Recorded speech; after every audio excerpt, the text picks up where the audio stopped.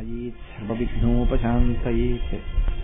गुरुर्ब्रह्मा गुरुर्विष्णुः गुरुर्देवो महेश्वरः गुरुस्साक्षात् परब्रह्म तस्मै श्रीगुरवे नमः। व्यासाय विष्णुरूपाय व्यासरूपाय विष्णवे नमो वै ब्रह्मनिधये वासिष्ठाय नमो नमः। कूजन्तं राम रामीति मधुरं मधुराक्षरम् आरुह्य कविताशाखां वन्दे वाल्मीकिकोकिलम्। श्रुतिस्मृतिपुराणानाम् आलयं करुणालयं नमामि भगवत्पादशङ्करं लोकशङ्करम्। वागर्धाविव सम्पृक्तौ वागर्धप्रतिपत्तये जगतः पितरौ वन्दे पार्वतीपरमेश्वरौ। सूक्तिं समग्रयितु न स्वयमेव लक्ष्मीः श्रीरङ्गराजमहिषीमधुरैः कटाक्षैः। वैदग्ध्यवर्णगुणगुम्भनगौरवैर्यां कण्डूलकर्णकुहराः कवयोधयन्ति। हैमोद्भपुण्ड्रमजहन्मकुटं सुनासं मन्दस्मितं मकरकुण्डलचारुगण्डं बिम्बाधरं बहुलदीर्घकृपाकटाक्षं श्रीवेङ्कटेशमुखमात्मनिसन्निधत्ताम्। मनोजवं मरुततुल्यवेगं जितेन्द्रियं बुद्धिमतां वरिष्ठं वातात्मजं वनरयूथमुख्यं श्रीरामदूतं शिरसा नमामि।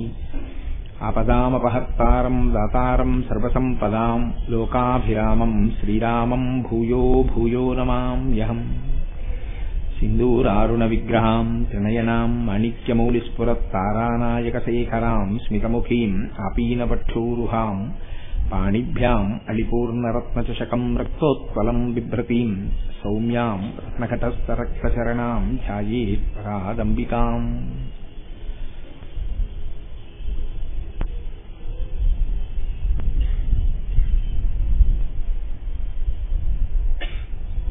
ज्ञानानन्दमयं देवं निर्मलस्फटिकाकृतिम् आधारं सर्वविद्यानां हयग्रीवमुपास्महे। हरि ओम्। సభాయ నమః. శంభుదేవుని గూర్చి ప్రార్థన. అసుర సంధ్య వేళలో శివస్తోత్రాన్ని చేస్తే అమ్మవారు పరమ ప్రసన్నురాలవుతుంది. ఎందుచేత అంటే ఆవిడ మహాపతివ్రత కనుక. ఆవిడ భర్త గారి గురించి నామం ఎక్కడ వినపడుతుందో అమ్మవారు అక్కడ పరమ ప్రశాంతిని గొప్ప ఆనందాన్ని పొంది భక్తుల ఎడల పరమ ప్రీతిని పొందుతుంది. కనుక చక్కగా మనం శంభుదేవుని యొక్క ప్రార్థనతో ప్రారంభం చేద్దాం. జయపాలనయన శ్రీతలోలనయన సితశైలనయన శర్వా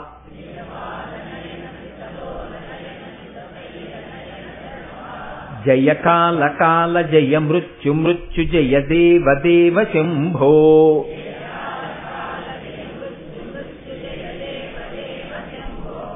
జయ చంద్రమౌళిన మదీంద్రమౌళి మణిసాంద్రహేళి చరణ.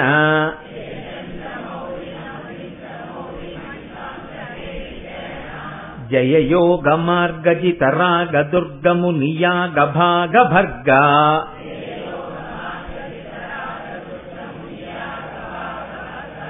జయ స్వర్గవాసి మతివర్గ భాసి ప్రతిసర్గ సర్గ కల్పా.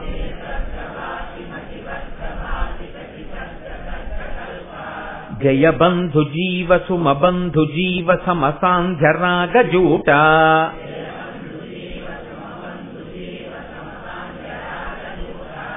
జయ చండ చండ తరతండ వోగ్రభర కంపమాన భువన.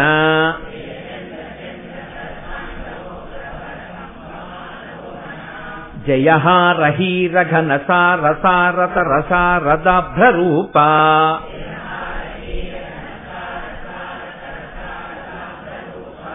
జయ శృంగి శృంగి శృతి భృంగి భృంగి భృతి నంది నంది వినుతి.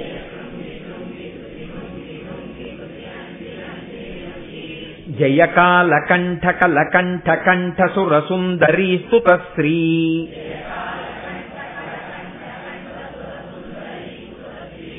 జయ భావజాత సమభావజాత సుకళాజిత ప్రియా శ్రీ.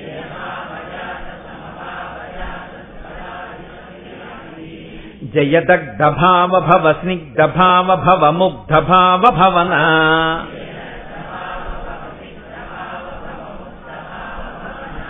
జయ రుండమాలి జయ రూక్ష వీక్ష రుచిరుంద్ర రూప రుద్రా.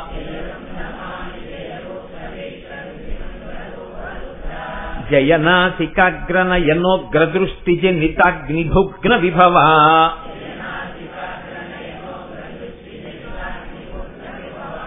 జయ ఘోర ఘోరతరతాపజాపతప ఉగ్రరూప విజిత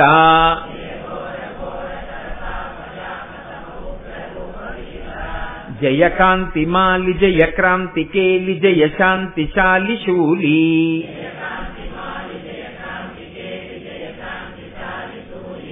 జయ సూర్య చంద్రశిఖి సూచనగ్రనయలోచనగ్రముగ్ర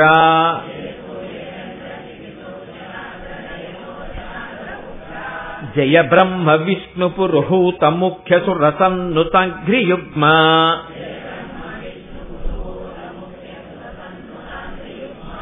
జయ ఫాల నేత్ర జయ చంద్రశీర్ష జయ నాగభూషశూలి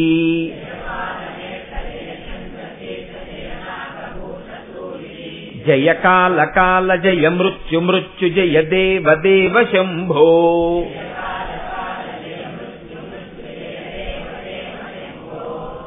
లలితావిర్భావమునకై దేవతల ప్రార్థన. విశ్వరూపిణి సర్వాత్మే విశ్వభూతైకనాయకి లలితా పరమేశాని సంవిద్వస్నే సముద్భవ అనంగరూపిణి పరే జగదానందదాయిని లలితా పరమేశాని సంవిద్వస్నే సముద్భవ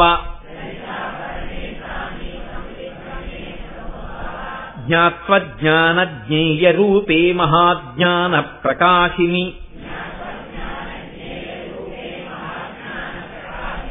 లలితా పరమేశాని సంవిద్వస్నే సముద్భవ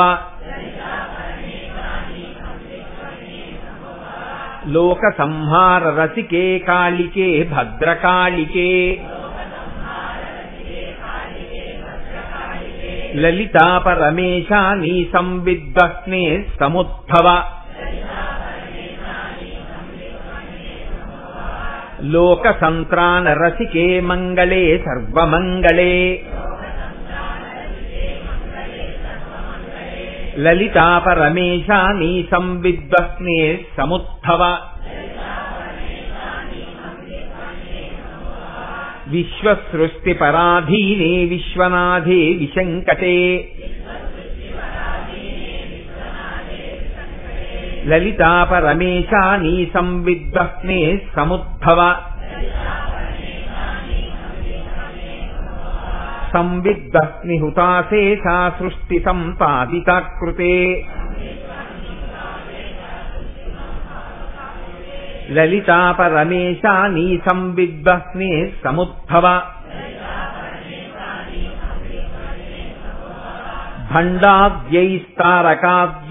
భండాద్యైస్తారకాద్యైశ్చాపీడితానాం సతాం ముదే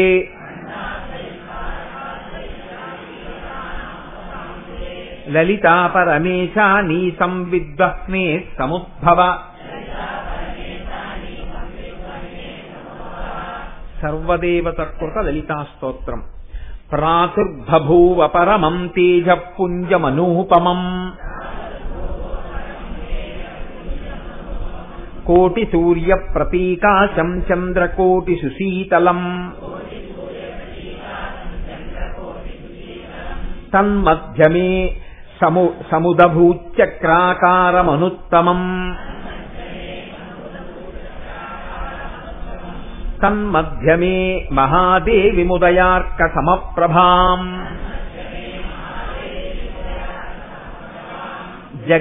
జగదుజ్జీవనాకారాం బ్రహ్మ విష్ణు శివాత్మికాం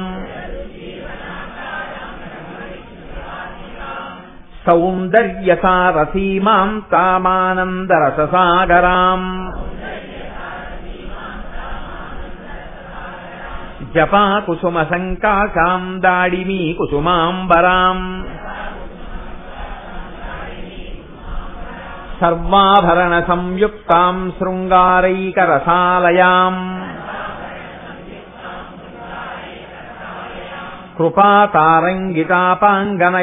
కృపాతారంగితాపాంగనయనాలోకకౌముదీం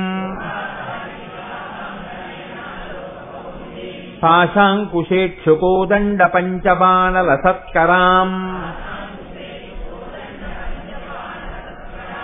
తాం విలోక్య మహాదేవీం దేవాః సర్వే సవాసవాః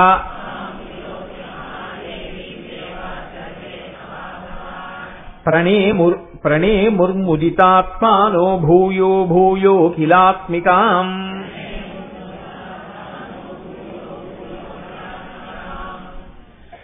ఈ శ్లోకాల గురించి ఇప్పుడు నేను ప్రస్తావన చేయడం కన్నా ఎలాగో ఉపన్యాసాంతర్గతంగా శ్లోకాలకి సంబంధించిన విశేషం వస్తుంది కాబట్టి నేను అక్కడ ప్రస్తావన చేస్తాను. దాని యొక్క వైశిష్ట్యం ఏమిటో మీరు తెలుసుకుందరు. గాని మహోత్కృష్టమైనటువంటి స్తోత్రం బ్రహ్మాండ పురాణాంతర్గతం.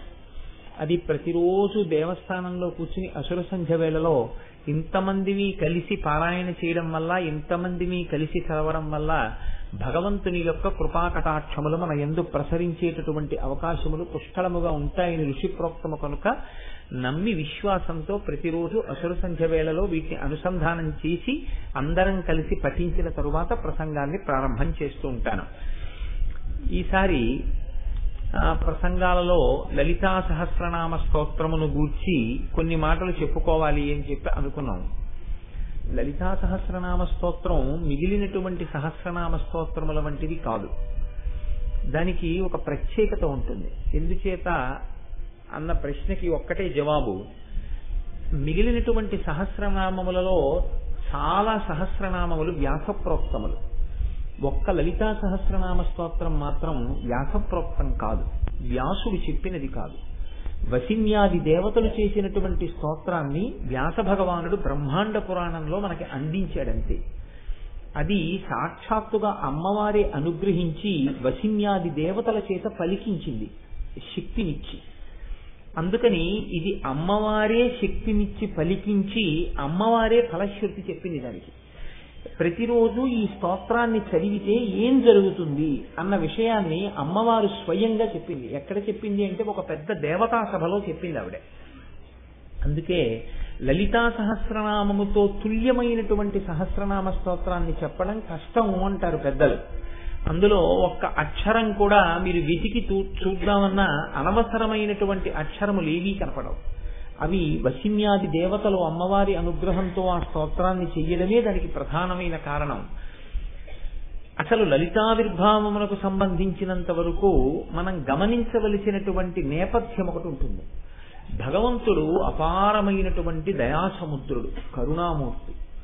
భగవంతుని యొక్క కారుణ్యము ఎంత చిత్రంగా ఉంటుంది అంటే ప్రపంచంలో ప్రమాదకరమైనటువంటి వస్తువుని కూడా శుద్ధి చేసి ప్రపంచానికి పనికొచ్చేటట్టుగా అందజేయడంలో ఈశ్వరుడి యొక్క కారుణ్యము వ్యక్తమవుతూ ఉంటుంది. మీరు చూడండి, ఒక పాము యొక్క విషం మనిషిలోకి ప్రవేశిస్తే మనిషి మరణిస్తాడు. కానీ వైద్యుడు అదే పాము యొక్క విషాన్ని తీసి శుద్ధి చేసి మనుష్యులకు వచ్చినటువంటి అనారోగ్యములు తొలగిపోవడం కోసమని ఔషధంగా అందిస్తాడు. వైద్యుడి చేతిలో పడితే పాము విషం మనుష్య కోటికి అది ఒక ఔషధంగా పనికొస్తుంది. అదే పాము విషం మన శరీరంలోకి ప్రవేశిస్తే మృత్యుకారకం అవుతుంది. వైద్యుడి చేతిలో పడినటువంటి పాము విషం ఎలా ఔషధి గుణాన్ని పొందిందో అలాగే ఈ ప్రపంచంలో కొంతమంది అహంకారంతో గర్వంతో లోకాలన్నింటినీ కూడా ప్రమాదకరమైనటువంటి రీతిలోకి నెట్టేటట్టుగా ప్రవర్తించినప్పటికీ కారుణ్యమునకు ఆలవాలమైనటువంటి భగవంతుని యొక్క స్వరూపము, అది మీరు అమ్మవారిని పిలవండి, అయ్యవారిని పిలవండి, ఏ రూపంతో మీరు పిలిచినప్పటికీ ప్రస్ఫుటంగా ఈశ్వర కారుణ్యము వ్యక్తమవుతూ ఉంటుంది. విశేషించి అమ్మ అన్న మాట ఎక్కడుందో అక్కడ ఈ కారుణ్యం మరింత ప్రస్ఫుటంగా ఉంటుంది. లలితా సహస్రనామ స్తోత్ర ఆవిర్భావమునకు వెనక చాలా పెద్ద నేపథ్యమే జరిగింది. మిగిలినటువంటి సహస్రనామ స్తోత్రములకు వేటికి ఇంత పెద్ద నేపథ్యం ఉన్నట్లు కనపడదు. ఒక పరమభక్తుడైనటువంటి వాడు ఎక్కడో ఒక చోట కీర్తన చేస్తాడు, మంచిదే. నేనంత మాత్రం చేత ఆ సహస్రనామముల యొక్క వైభవమును తగ్గించి మాట్లాడడం అనేటటువంటిది నా ప్రయోజనం కాదు. ఒక సహస్రనామ స్తోత్ర ఆవిర్భావము వెనుక ఉన్నటువంటి నేపథ్యము ఎంత పెద్దదై ఉన్నదో మీరు లలితా సహస్రనామ స్తోత్రాన్ని గమనిస్తే మనం కొంచెం ఆశ్చర్యపోవలసి ఉంటుంది. ఎందుచేత అంటే తారకాసుర సంహారం జరపవలసి వచ్చింది. మీరు శివమహాపురాణాన్ని అవతరించినప్పుడు తెలుసుకున్నారు, తారకాసుర సంహారం జరగాలి అంటే పార్వతీ పరమేశ్వరులకు కుమారులు జన్మిస్తే తప్ప తారకాసురుడు నిర్జింపబడడం. కనుక మన్మధుడు పార్వతీదేవి యందు పరమశివుడు అనురక్తతను పొందడం కోసమని తనకున్నటువంటి పుష్పబాణములను విడిచిపెట్టాడు. క్రుద్ధుడైనటువంటి పరమశివుడు తన 3వ నేత్రాన్ని తెరిచాడు. ఆ 3వ నేత్రంలోంచి వచ్చినటువంటి అగ్ని జ్వాలలలో మన్మధుని యొక్క శరీరము దహించుకుపోయి ఒక పెద్ద భస్మరాశి కింద పడింది. ఇప్పుడు ఈ భస్మరాశి పడిన తరువాత ఏ ప్రయోజనం జరుగుతుందనుకుని అక్కడికి దేవతలందరూ వచ్చారో ఆ ప్రయోజనం సిద్ధించలేదు సరికదా, వారు అనుకోనటువంటి హఠాత్ పరిణామము సంభవించింది. పరమశివుడి మీద మన్మథబాణములు పడితే పార్వతీ పరమేశ్వరుల యందు అనురాగము కలుగుతుంది ఒండురలకని దేవతలు ఆశించారు. కానీ మన్మథ దహనము జరిగింది. అందుకని ఎక్కడి దేవతలు అక్కడే సర్దుకుని వెళ్ళిపోయారు. వెళ్ళిపోయినప్పుడు అక్కడ ఇంకేమీ లేదు. మన్మధుని యొక్క శరీరము కాలిపోయి దాని భస్మరాశి పడి ఉంది. ఒక్కొక్కసారి చాలా తమాషా అయినటువంటి పనులు జరుగుతూ ఉంటాయి. ఇవి కాకతాళీయముగా జరిగాయి అని మీరు అనుకోవడానికి వీల్లేదు. ఎక్కడో ఉంటుంది భగవంతుని యొక్క సంకల్పం. ఆయన ఏదో ఊహ చేస్తాడు, లోకమునకు ఏదో ఒక ప్రయోజనమును అందించాలి. కాబట్టి గణములు అని ఉంటాయి. ఒక గణములకు నాయకుడైనటువంటి వాడు ఆయనని గణేశ్వరుడు అంటారు. గణేశ్వరుడు అంటే గణములకు నాయకుడు అని. ఒక గణములకు నాయకుడు గణేశ్వరుడు చిత్రకర్మ అనేటటువంటి ఆయన ఆ ప్రాంతానికి వచ్చాడు. ఆయన ఈ బూది కుప్పని చూశాడు. నాకు చాలా బాగుంది, ఎంత చల్లటి బూడిదో, దీంతో ఒక బొమ్మ చేస్తే బాగుంటుంది అనుకున్నాడు. ఆయన ఆ బూదితోటి ఒక బొమ్మని తయారు చేశాడు. బొమ్మని తయారు చేసి చూస్తే ఇప్పుడు ఆయన కంటికి అది చాలా అందంగా కనపడింది ఆ బొమ్మ. దానికి ప్రాణప్రతిష్ఠ జరిగింది. ప్రాణప్రతిష్ఠ జరిగితే అందులోంచి ఒక వ్యక్తి లేచాడు.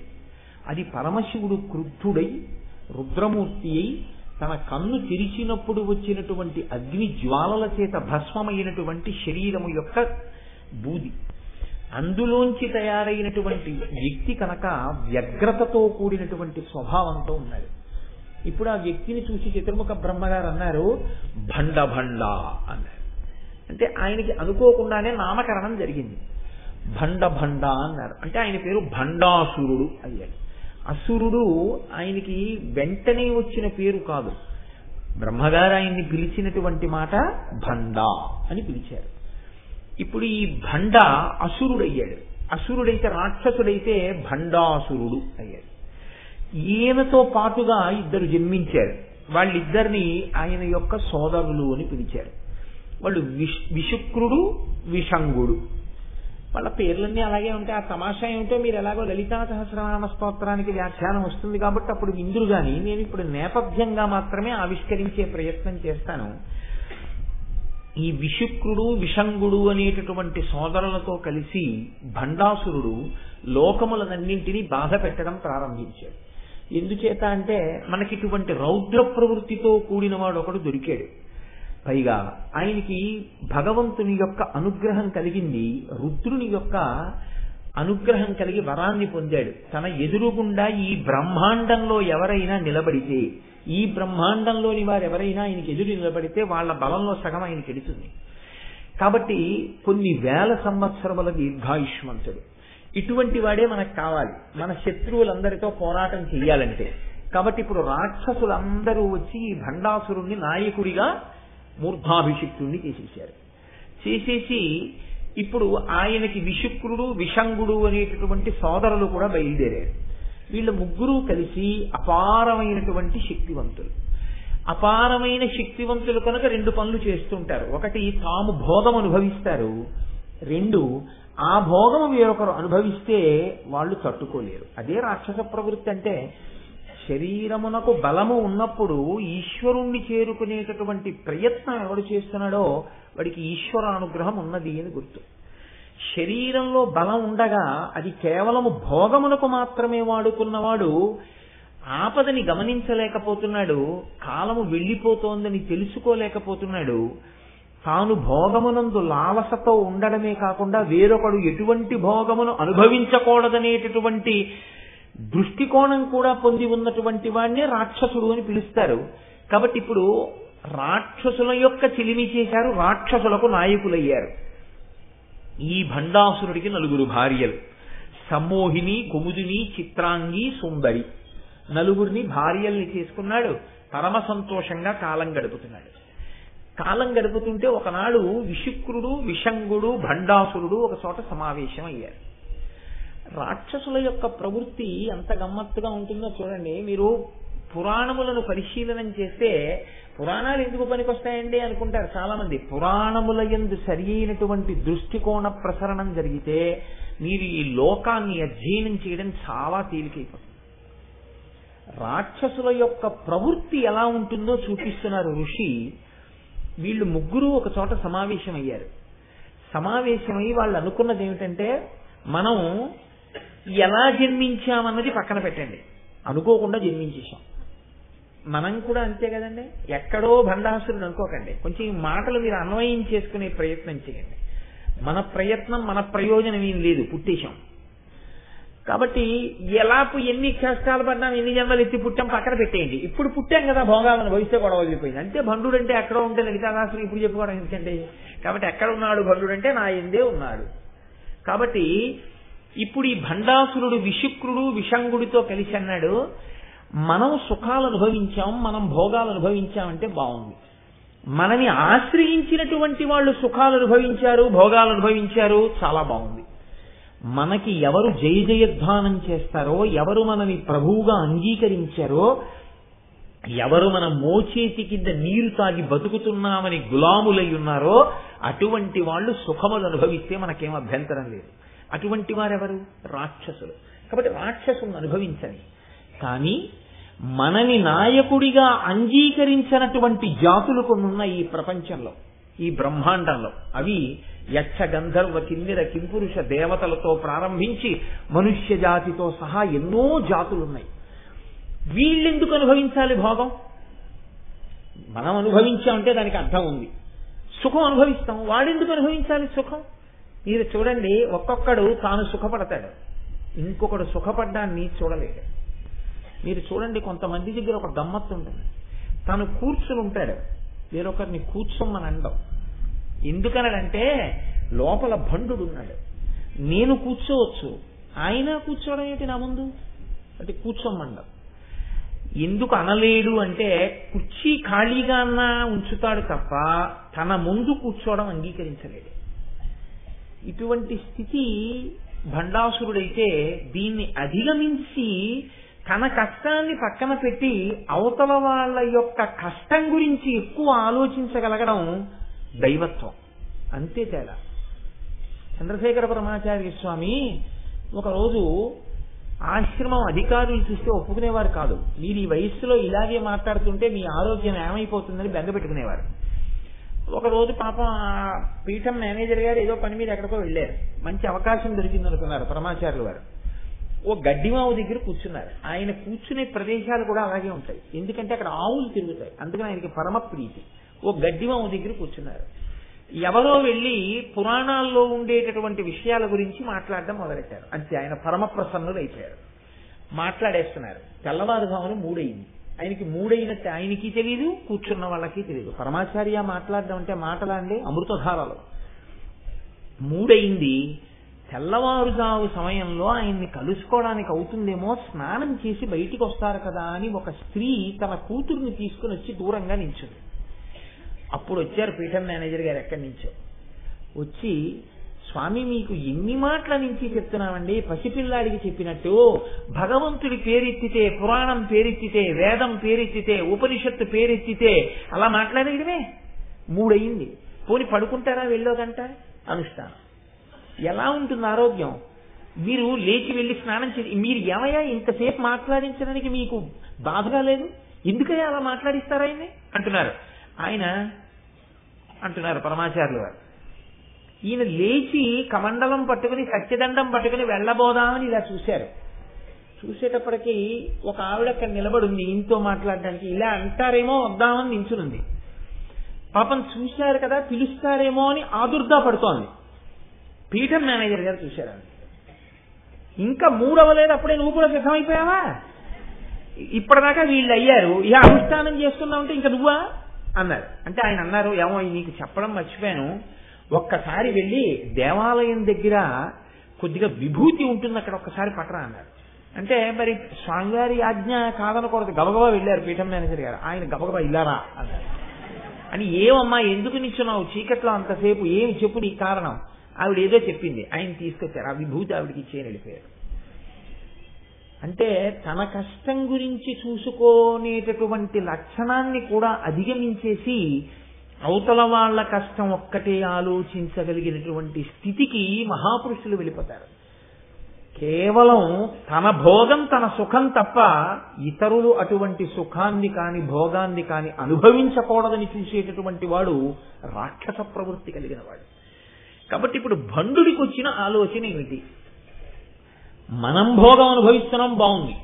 మనని నమ్మిన వాళ్ళు భోగం అనుభవిస్తున్నారు, బాగుంది.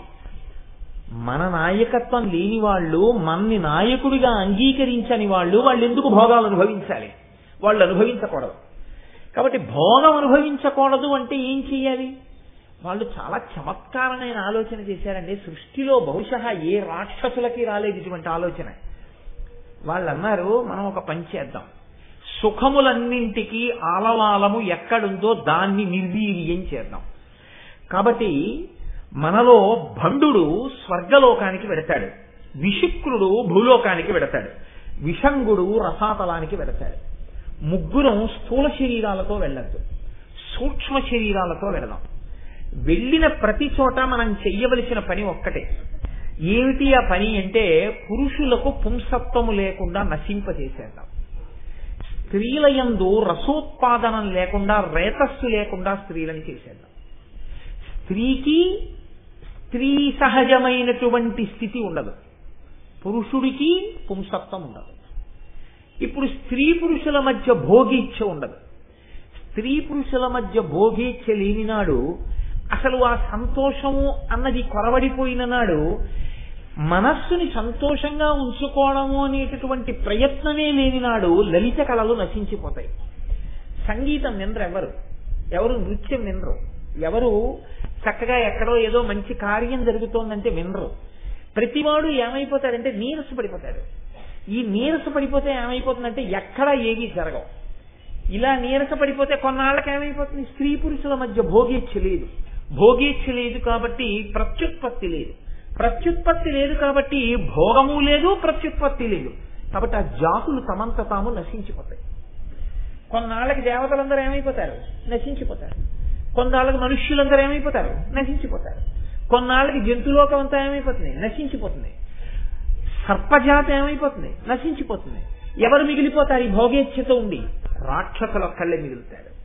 మనకి భోగము మిగలాలి, భోగం అనుభవించడానికి మనం తప్ప మరొకడు ఉండకూడదు. అంటే అసలు ఆ కోరిక ఎంత దూరం వెళ్ళిపోయిందో చూడండి.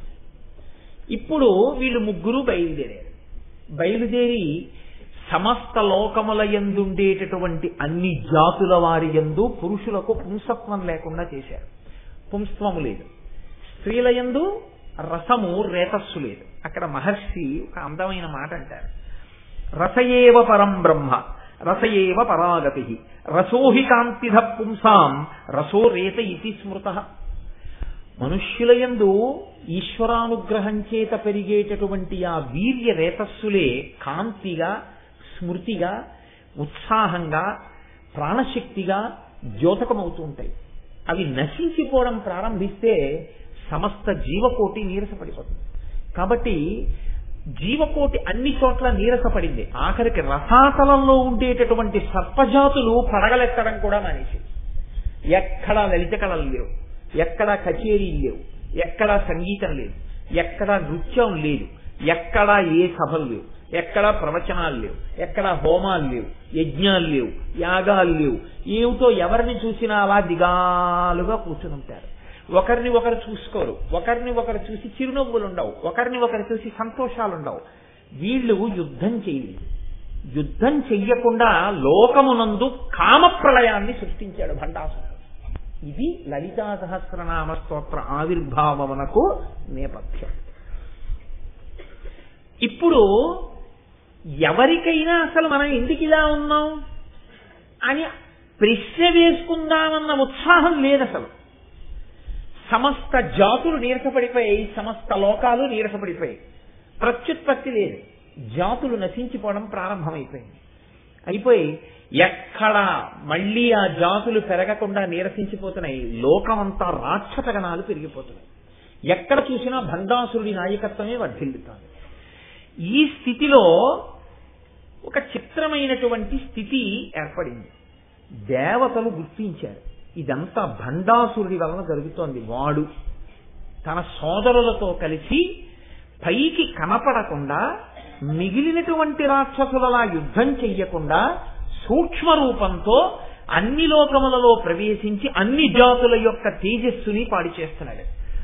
ఇప్పుడు ఈ భండాసురుణ్ణి నశింప చెయ్యాలి అంటే ఎవరు నశింప చేస్తారు? స్థితికారుడు కనుక ఎప్పుడైనా ఇటువంటి రాక్షసులతో ఇబ్బంది వస్తే ఇంతకు ముందు మనని రక్షించిన వాడు కనుక భగవానుడు శ్రీ మహావిష్ణువుని ప్రార్థన చేద్దాం. అందరూ కలిసి వైకుంఠానికి వెళ్ళారు. ఆయన్ని ప్రార్థన చేశారు. ఆయన అన్నారు, ఇత పూర్వం నేను అవతారములను స్వీకరించి మిమ్మల్ని అందరినీ కాపాడినటువంటి మాట పరమ యథార్థం. కానీ ఈ బ్రహ్మాండమునకు సంబంధించినంత వరకు భండాసురుడి దగ్గర ఒక వరం ఉంది. ఆయన ముందు ఈ బ్రహ్మాండంలో ఉన్నటువంటి ఎవ్వరూ పనికిరారు, సగం బలాన్ని తీసుకుంటాడు. కాబట్టి ఇప్పుడు ఈ బ్రహ్మాండానికి ఆవలి ఉన్న వారిని తీసుకొచ్చి ఈ బ్రహ్మాండంలో ఉన్న భండాసురుణ్ణి నిర్జింప చెయ్యాలి. అందుకే బ్రహ్మాండము అంటే కోడిగుడ్డులా ఉంటుంది అని ఆ రోజుల్లో ఋషులు పేరు దానికి బ్రహ్మాండము, అండము, గుడ్డు అన్న పేరు పెట్టారు.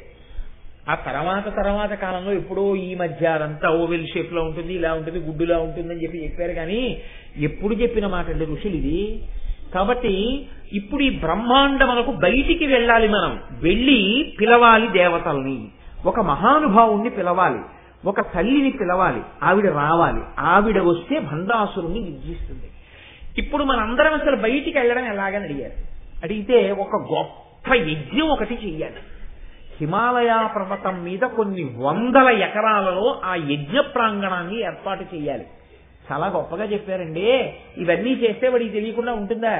వాడు గూఢచారులతో తిరుగుతున్నాడు. ఎక్కడ ఎవడు కదిలినా వాడు పసిగడతాడు. ఏం చేయడం? వాడికి ఎప్పుడూ ఉన్న కోరిక ఏమిటి?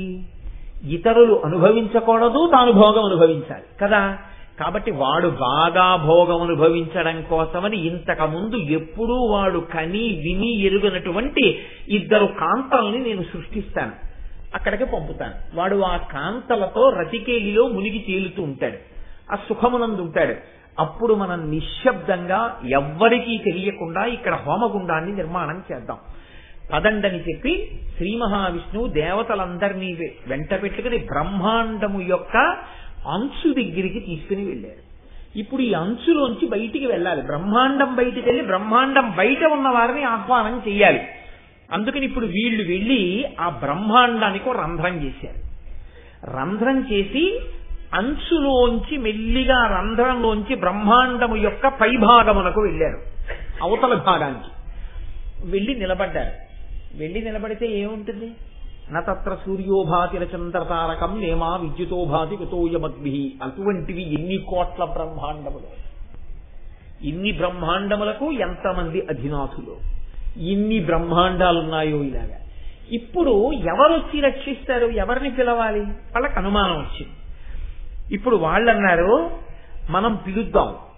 అసలు ఎవరిని పిలిస్తే మనకి కావలసినటువంటి శక్తి పుట్టేటట్టుగా చేస్తాడో అటువంటి మహానుభావుడు శంభుదేవుడు ఉన్నాడు.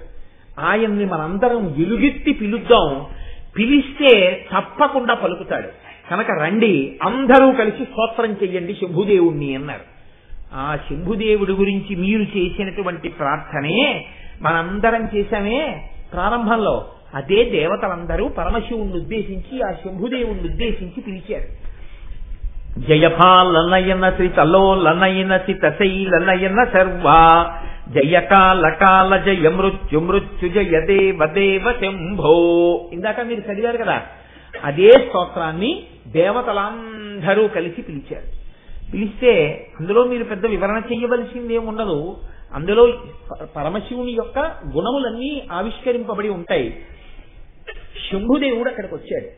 వచ్చి ఆయన అన్నాడు, మీకు కలిగినటువంటి విపత్తు నుంచి మిమ్మల్ని ఉద్ధరించాలి అంటే లలితాపరాభట్టారిక స్వరూపం ఆవిర్భవించాలి. అటువంటి స్వరూపం ఆవిర్భవించాలి అంటే ఒక గొప్ప యజ్ఞం ఒకటి మనం చెయ్యాలి. ఆ హోమగుండంలోంచి అమ్మవారు పైకొస్తుంది. శ్రీ మహావిష్ణువు ఇప్పటికే భండాసురుణ్ణి మోహమునందు ముంచెత్తడానికి 2 వనితల్ని సృష్టించారు. కాబట్టి మనం నిశ్శబ్దంగా ఇప్పుడు హిమాలయ పర్వత ప్రాంతమునందు కూర్చుని అటువంటి హోమం చేద్దాం రండి అన్నారు. అందరూ వెళ్ళారు. ఒక పెద్ద యజ్ఞగుండాన్ని అక్కడ తయారు చేశారు. కూర్చుని ఇప్పుడు ఆ యజ్ఞగుండంలో అగ్నిహోత్రాన్ని ప్రతిష్ఠించాలి. అప్పుడు కదండి అందులోకి హవిస్సులు ఇచ్చి పిలవడం అమ్మవారిని. ఇప్పుడు ఈ అగ్నిని తీసుకొచ్చి పెట్టడానికి మీరు మొన్న చూశారు, ఇక్కడ వెంకటాచల వైభవం జరుగుతున్నప్పుడు ఆరణి మంధనము అని చేస్తారు. ఇటువంటి అగ్నిని పుట్టించవచ్చు. కానీ పుట్టిస్తే అప్పుడు ఆ అగ్ని ఏ బ్రహ్మాండంలోది? ఈ బ్రహ్మాండంలోదే అవుతుంది. ఈ బ్రహ్మాండంలో ఉన్న అగ్నితో మీరు ఏదైనా చేస్తే వాడు సంకల్పం చేస్తే అందులో సగం తీసేసుకుంటాడు. కాబట్టి ఇప్పుడు ఇక్కడ అగ్ని పనికిరాదు. కాబట్టి ఇప్పుడు అగ్ని ఎలాగా అని ఆలోచించారు. వాడు ఎంత ఉపద్రవం తీసుకొచ్చాడో చూడండి భండాసురుడు. అంటే ఇప్పుడు శంభుదేవుడు అన్నాడు, మనకి గార్హపత్య అగ్ని, ఆహవనీయ అగ్ని, దక్షిణాగ్ని అని 3 అగ్నులు ఉన్నాయి.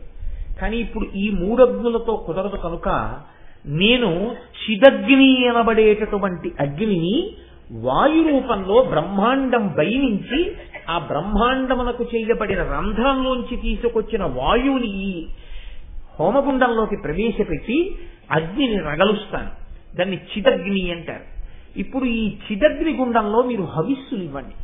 హవిస్సులు ఇచ్చేటప్పుడు మీరు సామాన్యమైనటువంటి పదార్థమును వేస్తాను అంటే మీరు చేసినటువంటి యజ్ఞము చేత ప్రీతి చెంది అమ్మవారు ఆవిర్భవించడానికి చాలా కాలం పట్టచ్చు. మనకి మళ్ళీ భండుడు మేల్కొనే లోపల అమ్మవారి ఆవిర్భావం జరిగిపోవాలి. కాబట్టి మీ ఆర్తి ప్రకటనం జరగాలి, తొందరగా రమ్మని పిలవాలి. కాబట్టి హవిస్సుల కొరకు వేరొకటి వాడకండి. మీరు దేవతలు కనుక మీ శరీరావయవములను కోసినంత మాత్రం చేత మీకు మృత్యువు రాదు.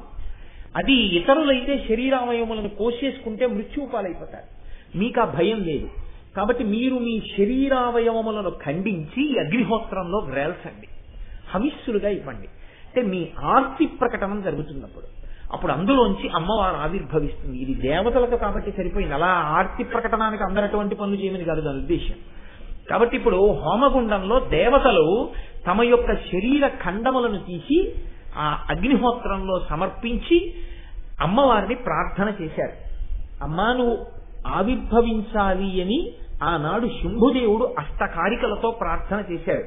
అదే సముద్భవ సముద్భవ, అమ్మాను ఆవిర్భవించు, అమ్మాను ఆవిర్భవించు, అమ్మాను ఆవిర్భవించు అంటూ 8 శ్లోకాలున్నాయే ఆనాడు బ్రహ్మాండ పురాణంలో శంభుదేవుడు చదివినటువంటి అష్టకారికలు. వాటిని దేవతలందరూ చదివారు. అలా చదివితే అమ్మవారి యొక్క ఆవిర్భావం ప్రారంభమైంది ఆ చిదగ్నిగుండంలోంచి.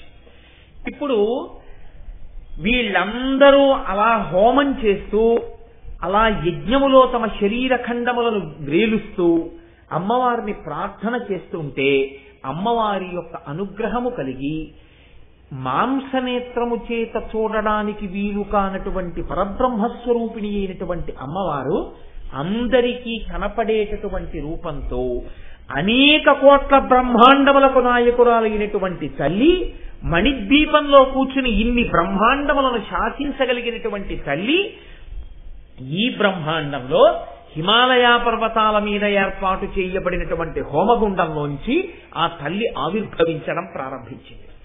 అమ్మవారు ఎప్పుడైతే చిదగ్ని గుండంలోంచి ఆవిర్భవిస్తోందో ఆ స్వరూపాన్ని చూసి దేవతలందరూ ప్రార్థన చేశారు.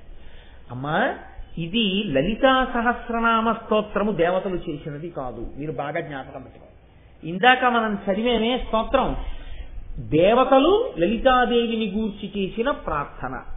అప్పుడు దేవతలు అమ్మవారిని ప్రార్థన చేశారు. అమ్మా నువ్వు ఇలా ఉన్నావు, ఎర్రటి వస్త్రం కట్టుకున్నావు అని నమస్కారం చేస్తూ నిలబడ్డారు. అప్పుడు ఆ తల్లి ఆవిర్భవించింది.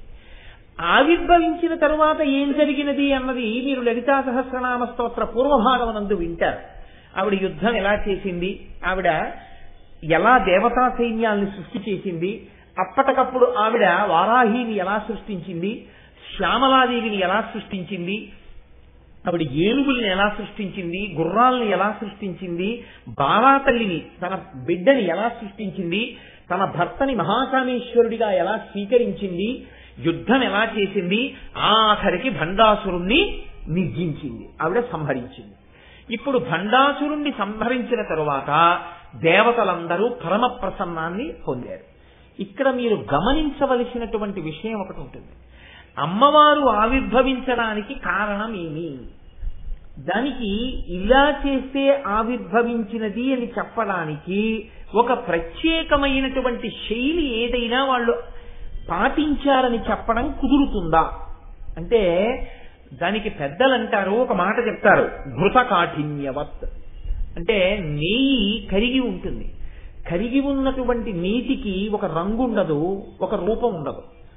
కానీ దానికి చల్లటి గాలి తగిలిందనుకోండి, వెంటనే అది ఘనీభవిస్తుంది, ఘనీభవించి ముద్దలా అవుతుంది. ఇప్పుడు ముద్దలా ఉన్నటువంటి నీటిని మీరు చేత్తో పట్టుకోవచ్చు, ముద్దలా ఉన్నటువంటి చేతికి ఒక రూపం ఉంటుంది, ఒక రంగు ఉంటుంది, మీకు తెలుస్తుంది. కరిగినటువంటి నెయ్యి చల్లటి గాలికి పేరుకున్నట్టే భగవంతుని యొక్క నిర్గుణమైనటువంటి స్వరూపము భక్తుల యొక్క ఆర్తి అనబడేటటువంటి, భక్తి అనబడేటటువంటి చల్లతనం తగిలితే ఈ కంటితో చూడడానికి వీలైనటువంటి సాకారమును పొందుతుంది.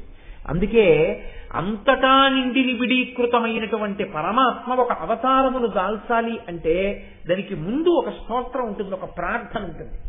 దేవతలో ఋషులో ఎవరో ప్రార్థన చేస్తారు, ఆ ప్రార్థనని మన్నించి భగవంతుడు ఒక రూపాన్ని పొందుతాడు. అందుకే వేదం అజాయమానో బహుధా విజాయతే అంటుంది. ఇన్ని రూపాలు ఎందుకండి సనాతన ధర్మంలో, ఇంతమంది దేవుళ్ళు ఎందుకండి అని అడుగుతూ ఉంటారు. నీకెన్ని కష్టాలున్నాయో అన్ని భగవంతు రూపాలు ఉంటాయి. కారణం ఏమిటో తెలుసా అండి, ఒక్కొక్కడికి ఒక్కొక్క కష్టం వచ్చినప్పుడు ఒక్కొక్క రూపంలో ఈశ్వరుడు రావాలని అడిగాడు, ఆ రూపంలో ఈశ్వరుడు వచ్చాడు. చెయ్యగలిగిన నేర్పరితనం ఉండాలి, కానీ ఒక్క కొయ్య దుంగ పట్టుకుని అందులోంచి పిచుకలు చేస్తాడు, అందులోంచి బొమ్మలు చేస్తాడు, దశావతారాలు చేస్తాడు, కుండలు చేస్తాడు, మూకుళ్ళు చేస్తాడు, ఇన్ని చేస్తాడు. ఒక్క కొయ్య ముక్క పట్టుకుని అందులోంచి ఏనుగులు చేస్తాడు, గుర్రాలు చేస్తాడు, ఇన్ని చేస్తాడు. మీరు బొమ్మల గూట్లో ఇవన్నీ పెట్టి పిల్లల్ని తీసుకెళ్తే ఇవి గుర్రాలు, ఇవి ఏనుగులు, ఇవి దశావతారాలు, ఇది రాముడు, ఇది ధనస్సు, ఇది కుండ, ఇది మూకుడు, ఇది మూత, ఇన్ని మాటలు చెప్తారు. కానీ అదంతా కొయ్యే. కొయ్యని ఇన్ని రూపములుగా మార్చినటువంటి కమ్మరివాడిలా, మట్టినే ఇన్ని రూపాలుగా మార్చిన కుమ్మరివాడిలా ఈశ్వరుడు ప్రసన్నుడైతే భక్తుల యొక్క భక్తి అనబడేటటువంటి చల్లతనం ఆయనకి తగిలితే ఘనీభవించి భగవంతుడు ఒక రూపాన్ని పొందుతాడు. కాబట్టి ఇప్పుడు లలితాదేవి కూడా ఒక రూపాన్ని అలా పొంది ఆవిడ ఆవిర్భవించింది. ఇప్పుడు ఈ ఆవిర్భవించినటువంటి తల్లి భండాసురుణ్ణి నిర్జించిన తరువాత మీ అందరికీ కావలసినటువంటి పని నేను చేసి పెట్టాను, భండాసురుణ్ణి నిర్జించాను. ఇప్పుడు లోకములన్నీ ప్రశాంతతని పొందాయి, అందరూ మళ్ళీ ఉత్సాహాన్ని పొందారు, అందరూ మళ్ళీ సంతోషాన్ని పొందారు, అన్ని జాతులు మళ్ళీ పెరుగుతాయి. ఇక నేను బయలుదేరి నా యొక్క మణిద్వీపానికి వెళ్ళిపోతున్నాను, నా యొక్క నిజ స్థావరం ఏదుందో ఆ స్థావరానికి, పరిపాలనా కేంద్రానికి బయలుదేరుతున్నానన్నారు. అంటే దేవతలు ఋషులు అందరూ ఆనాడు అమ్మవారిని ప్రార్థన చేశారు. అమ్మా, కష్టం ఎందుకు వచ్చిందో మాకు తెలియదు, కానీ ఇది ఒక గొప్ప అనుగ్రహానికి హేతువైంది. పాము విషం వైద్యుడి చేతిలో పడితే ఓషధి అయినట్టు భండాసురుడు పెట్టినటువంటి కష్టాలకి నిన్ను ప్రార్థన చేయడం మాకు ఒక పెద్ద ఉపకారం చేస్తోంది. నువ్వు ఇక్కడి నుంచి వెళ్ళిపోవడానికి వీల్లేదు. నీవు 16 చోట్ల ఈ భూమండలంలో ఉండాలి, ఈ బ్రహ్మాండంలో. కాబట్టి ఈ 16 చోట్ల నువ్వు ఉన్న ప్రాంతాలని కూడా శ్రీపురములు అని పిలుస్తారు. 16 పేర్లు శ్రీపురములే. కాబట్టి 16 శ్రీపురములను నిర్మించడం కోసమని మేము మయుణ్ణి, విశ్వకర్మని ప్రార్థన చేస్తాం. 16 చోట్ల నువ్వు వెలియాలి తల్లి అన్నారు. ఇప్పుడు మీరు ఆలోచించండి, అంత ఉన్నది కొయ్యని గుర్రంగా మారిస్తే గుర్రం, ఉన్నది కొయ్య ఏనుగ్గా మారిస్తే ఏనుగు, ఉన్నది కొయ్య రాముడిగా చెక్కితే రాముడు, ఉన్నది కొయ్య కృష్ణుడిగా చెక్కితే కృష్ణుడు. కానీ అది మాత్రం కొయ్య, లోపల ఉన్నది కొయ్య లేకుండా మాత్రం ఇవేమీ లేవు. ఇవి లేకపోయినా కొయ్య మాత్రం ఉంటుంది. అలాగే అమ్మవారిని 16 చోట్ల 16 పేర్లతో ఉండమని అడిగారు వీళ్ళు. ఎన్ని పేర్లతో పిలిస్తే ఆవిడికి అభ్యంతరం?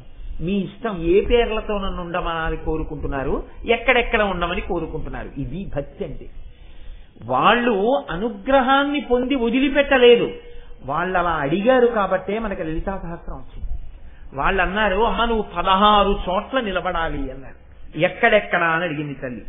మేరు పర్వతం, నిషధ పర్వతం, హేమకూటం, హిమాలయం, గంధమాదనం, నీలగిరి, మేషగిరి, శృంగగిరి, మహేంద్రగిరి, లవణ సముద్రం, ఇక్షు సముద్రం, సురా సముద్రం, ఘృత సముద్రం, దరి సముద్రం, క్షీర సముద్రం, జల సముద్రం. ఈ అన్ని చోట్ల, ఈ 16 చోట్ల నువ్వు స్థిర నివాసివై ఉండాలి. ఏ ఏ పేర్లతో ఉండమంటారు అని అడిగింది తల్లి. ఈ పేర్లు వింటే చాలండి, దేవతలు అమ్మవారిని ప్రార్థన చేసి తెచ్చుకున్నటువంటి పేర్లు. అందుకే ఆ నామములను విన్నంత మాత్రం చేత అమ్మవారి యొక్క అనుగ్రహం కలుగుతూ ఉంటుంది. కామేశ్వరీపురి, భగమాలినీపురి, నిత్యక్లిన్నాపురి, భేరుండాపురి, వస్నివాసినీపురి, మహావజ్రేశ్వరీపురి, శివదూతీపురి, త్వరితాపురి, కులసుందరీపురి, నిత్యాపురి, నీలపతాకాపురి, విజయాపురి, సర్వమంగళాపురి, జ్వాలామాలినీపురి, చిత్రాపురి, మహానిత్యాపురి అని 16 పేర్లతో అమ్మవారి పేరుతో ఉన్నటువంటి పురంగా. అసలన్నిటికీ పేరు శ్రీపురాలి. 16 పేర్లతో అమ్మవారు 16 ప్రాంతములలో వెలిసింది. ఆ తల్లి వెలిసిందంటే దేవతల ప్రార్థనని అనుసరించి 16 ప్రాంతములందు నిలబడి ఈ బ్రహ్మాండాన్నంతటినీ ఆ తల్లి తన యొక్క రక్షణ కవచంలోకి తీసుకుంది. ఈ ఆవిర్భవించినటువంటి తల్లి యొక్క స్వరూపానికి ఋషులు ఒక పేరు పెట్టారు. ఆ పేరే లలిత అన్నారు. లలిత అన్న పేరు ఎందుకు పెట్టారు, ఏ కారణం చేత పెట్టారు? ఏదో పెట్టాలనిపించి పెట్టారా, లేకపోతే లలిత అని పిలవడం వెనకాతల ఏదైనా హేతు ఉందా అంటే, లోకానతీత్య లలతే లలిత తేన చోచ్యతే. ఈ తల్లి లోకములన్నింటినీ మించిపోయినటువంటి అతిశయంతో కూడినటువంటి తల్లి కనుక, అంతటి సౌందర్యమును పొంది ఉన్న తల్లి కనుక లోకానతీత్య లలతే లలిత తేన చోచ్యతే. ఆ తల్లికి లలిత అని ఉచ్యతే పిలవబడినది. కానీ ఇక్కడ మీరు ఒక విషయాన్ని ఆలోచించండి, కొంచెం మీరు జాగ్రత్తగా పరిశీలనం చేస్తే ఒక విషయాన్ని మీరు గమనించవలసి ఉంటుంది. అమ్మవారు లోకములనన్నింటికన్నా కూడా అతిశయమైనటువంటి అందంతో ఉంది అని మీరు మాట అన్నారనుకోండి, అప్పుడు అది భక్తి అవుతుందా, అమ్మవారి సౌందర్యాన్ని ఎంచడం అవుతుందా? మీరు కొంచెం జాగ్రత్తగా ఆలోచించండి. అమ్మ అందాన్ని బిడ్డలు ఎంచవచ్చా? అమ్మ చాలా అందంగా ఉందండి, బ్రహ్మాండాలన్నింటినీ మించిపోయినటువంటి అందంతో మా అమ్మ ఉంది అని పేరు పెట్టి పిలిచి, అందుకని మేము లలిత అని పిలుస్తున్నాం, అందుకని లోకానతీత్య లలితే లలిత తేన చోచ్యతే అంటూ అసలు అలా అనొచ్చా? అంటే ఇక్కడ పెద్దలు అన్నారు, ఒక విషయాన్ని నువ్వు జ్ఞాపకం పెట్టుకోవలసి ఉంటుంది అన్నారు. ఇది బాహ్య సౌందర్యమును గూర్చి చెప్పినటువంటి మాట నిజమే, కానీ భగవంతుని యొక్క అనుగ్రహం కానీ, లోపల ఉండేటటువంటి మంచితనం కానీ, దయ కానీ, ప్రధానంగా మీరు దయ అన్న విషయం గురించి ఆలోచించండి. ఎందుకంటే అమ్మవారి యొక్క గుణములలో దయ ఒకటి అని ఎవరైనా అన్నారనుకోండి, ఖచ్చితంగా అది తప్పు మాట. అమ్మవారి యొక్క గుణములలో దయ ఒకటి కాదు, అమ్మయే దయ. అమ్మని ఏమనాలంటే ఆవిడ దయాస్వరూపిణి అన్నారు. అమ్మవారి యొక్క ప్రధానమైనటువంటి తత్వమే దయ. ఇప్పుడు ఒక వ్యక్తి పైకి అందంగా ఉండకపోవచ్చు, చూడగానే అబ్బాయి ఏంటంటే ఆయన అలా ఉన్నారు అని మీకు అనిపించవచ్చు, కానీ ఆయన గొప్ప దయాశాలి కావచ్చు.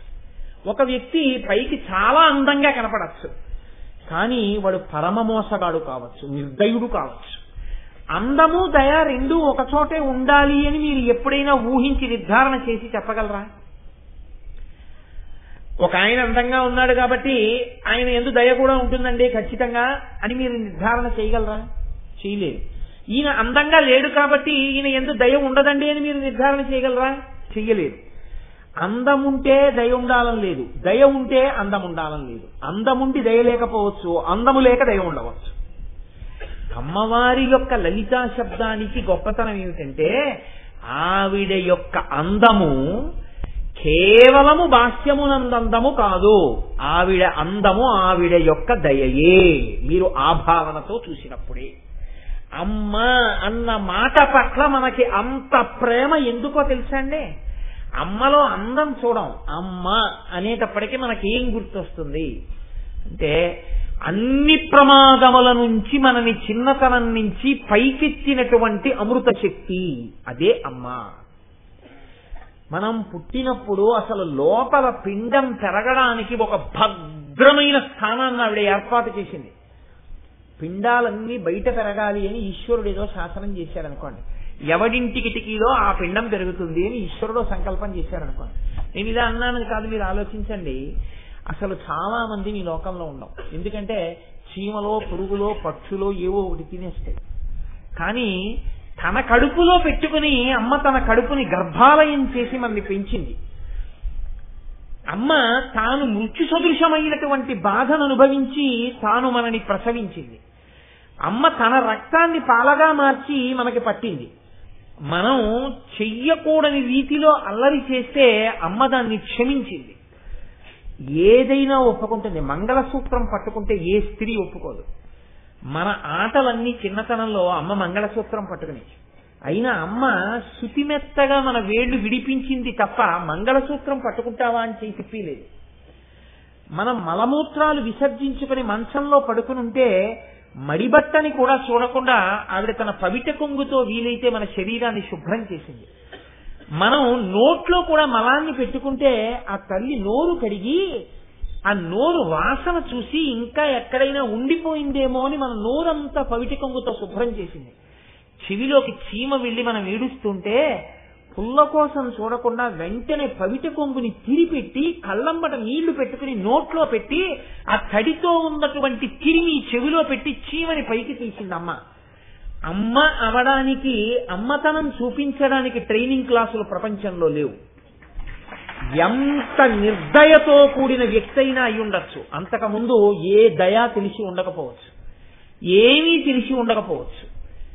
నిద్ర 7 గంటలైతే తప్ప లేవకుండా అమ్మాయి దగ్గర ఉన్నప్పుడు పడుకునేటటువంటి పిల్ల, తన క్యారేజీ తాను సర్దుకోని పిల్ల,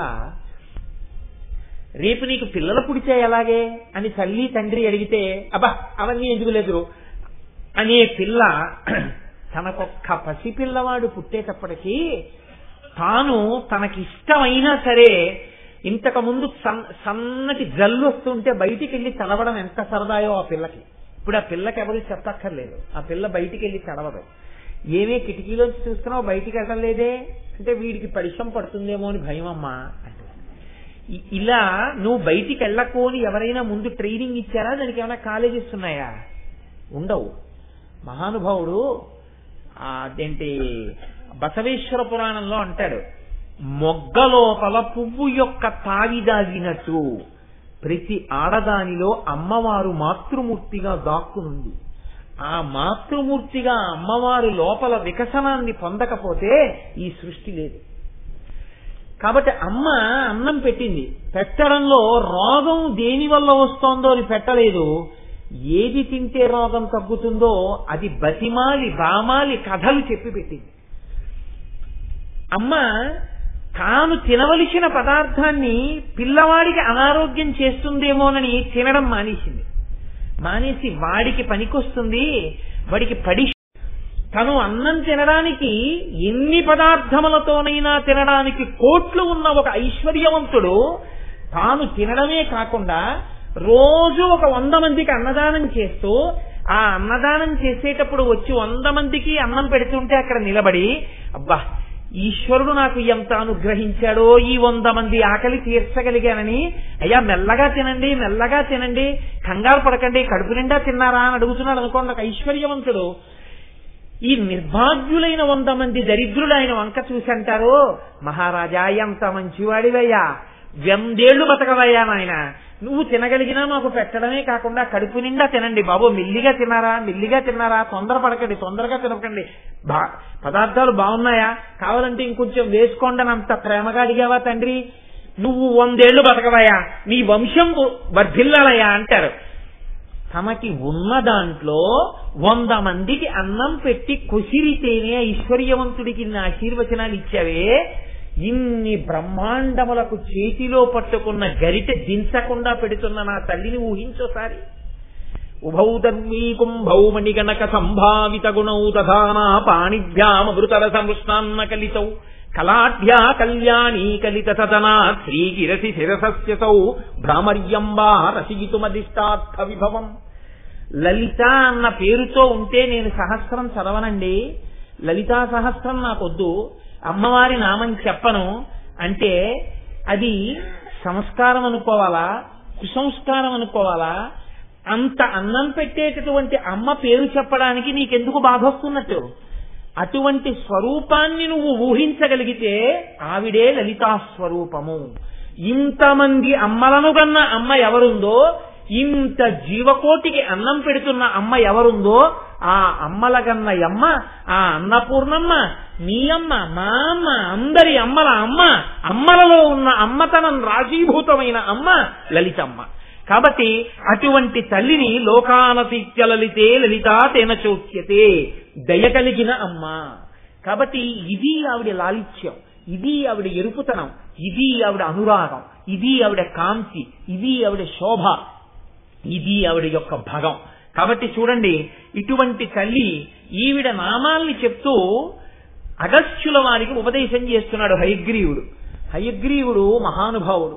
జ్ఞానానందమయం దేవం నిర్మల స్ఫటికాకృతిం ఆధారం సర్వ విద్యానాం హయగ్రీవం ఉపాస్మహే.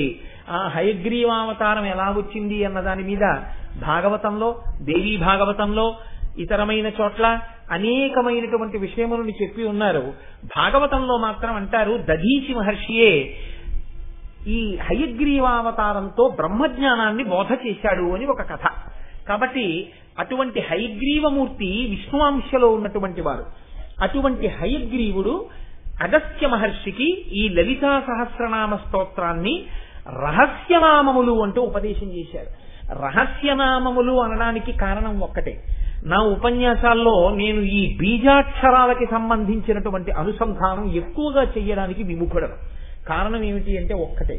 పరమాచార్య స్వామి ఒకానొక నాడు కంచిలో మాట్లాడుతూ ఎన్నడూ బహిరంగ వేదికల మీద నీకు తెలుసు కదా అని కాని ఇంకొకలా కాని బీజాక్షర సంపుటీకరణముల గురించి మాట్లాడవద్దు అని శాసనం చేశారు. కాబట్టి నేను దాని వైభవాన్ని ప్రస్తావన చేసే ప్రయత్నం చేస్తాను. ఎక్కడైనా దాని యొక్క గొప్పతనాన్ని అందించడం కోసం 1-2 చోట్ల ఉదాహరణగా మాత్రమే మీకు ఆవిష్కరించే ప్రయత్నం చేస్తాను. మధ్యలో ఎక్కడో ఆ సందర్భం వచ్చినప్పుడు లలితా స్తోత్రాన్ని, లలితా నామములను రహస్యనామములు అని చెప్పడానికి ఒక కారణం ఉంది. పెద్దలైనటువంటి వారు ఇప్పటికీ ఉన్నారటువంటి మహానుభావులు, మీకు చాలా మందికి సభలో తెలిసే ఉంటుంది. వారు ధ్యానం చేస్తే ఒక్కొక్క నామం మీద ఆ నామము బీజాక్షరములుగా వారికి దర్శనమిచ్చింది. వారు ఆ బీజాక్షరములతో ఉన్నటువంటి నామాన్ని తీసుకెళ్లి హోమంలో సంపుటీకరణం చేస్తే వారికి ఆ దేవతా స్వరూపం అగ్నిహోత్రంలో సాక్షాత్కరిస్తే వాళ్ళు ప్రార్థనా శ్లోకాలు రచన చేశారు. ఇప్పటికీ ఒక్కొక్క నామాన్ని అనుసంధానం చేసి ఒక్కొక్క రకమైన ప్రయోజనాల్ని పొందారు. హృద్రోగాన్ని కూడా దాటేశారండి కొంతమంది లలితా సహస్రంలో ఒక్కొక్క నామాన్ని పట్టుకుని. అంతంత శక్తివంతాలు. మీరు ఒక్క నామం పట్టుకుంటే ఏ స్థాయిలోనైనా ఉద్ధరించేస్తుంది. అంత గొప్ప నామాలు. మీరు ఎంతగా తవ్వుకుంటే అన్ని మాణిక్యములను వెలికి ఇయ్యగలిగినటువంటి గనులు ఆ నామములు. అందుకే అమ్మవారు వాటిని వశిన్యాది దేవతలతో చెప్పించింది. కాబట్టి అగస్త్య మహర్షిని పిలిచి హయగ్రీవుడు ఉపదేశం చేస్తూ ఒక మాట అంటాడు. ప్రహృష్టో వచనం ప్రాహ తాపసం కుంభసంభవం. కుంభసంభవం అని పిలిచాడు. కుంభసంభవ అని. కుంభసంభవ అని ఎందుకు పిలిచాడంటే, మనం ఊపిరిని పీలుస్తాం. ఊపిరిని పీల్చడాన్ని పూరకము అంటారు, విడిచిపెట్టడాన్ని రేచకము అంటారు. మనకి పీల్చడం విడవడం తెలుసు, కానీ ఈ వాయువుని లోపల నిలబెట్టడం మనకి చేత కాదు. మహాత్ములైనటువంటి వారు వాయువుని కుంభిస్తారు. ఆ కుంభించడం గురుముఖత తెలుసుకుంటారు, తెలుసుకుని కుంభింపజేస్తారు. వారు అప్పుడు వెంటనే మనసుని తమ అదుపులోకి తెచ్చుకుని అంతర్ముఖులైపోతారు.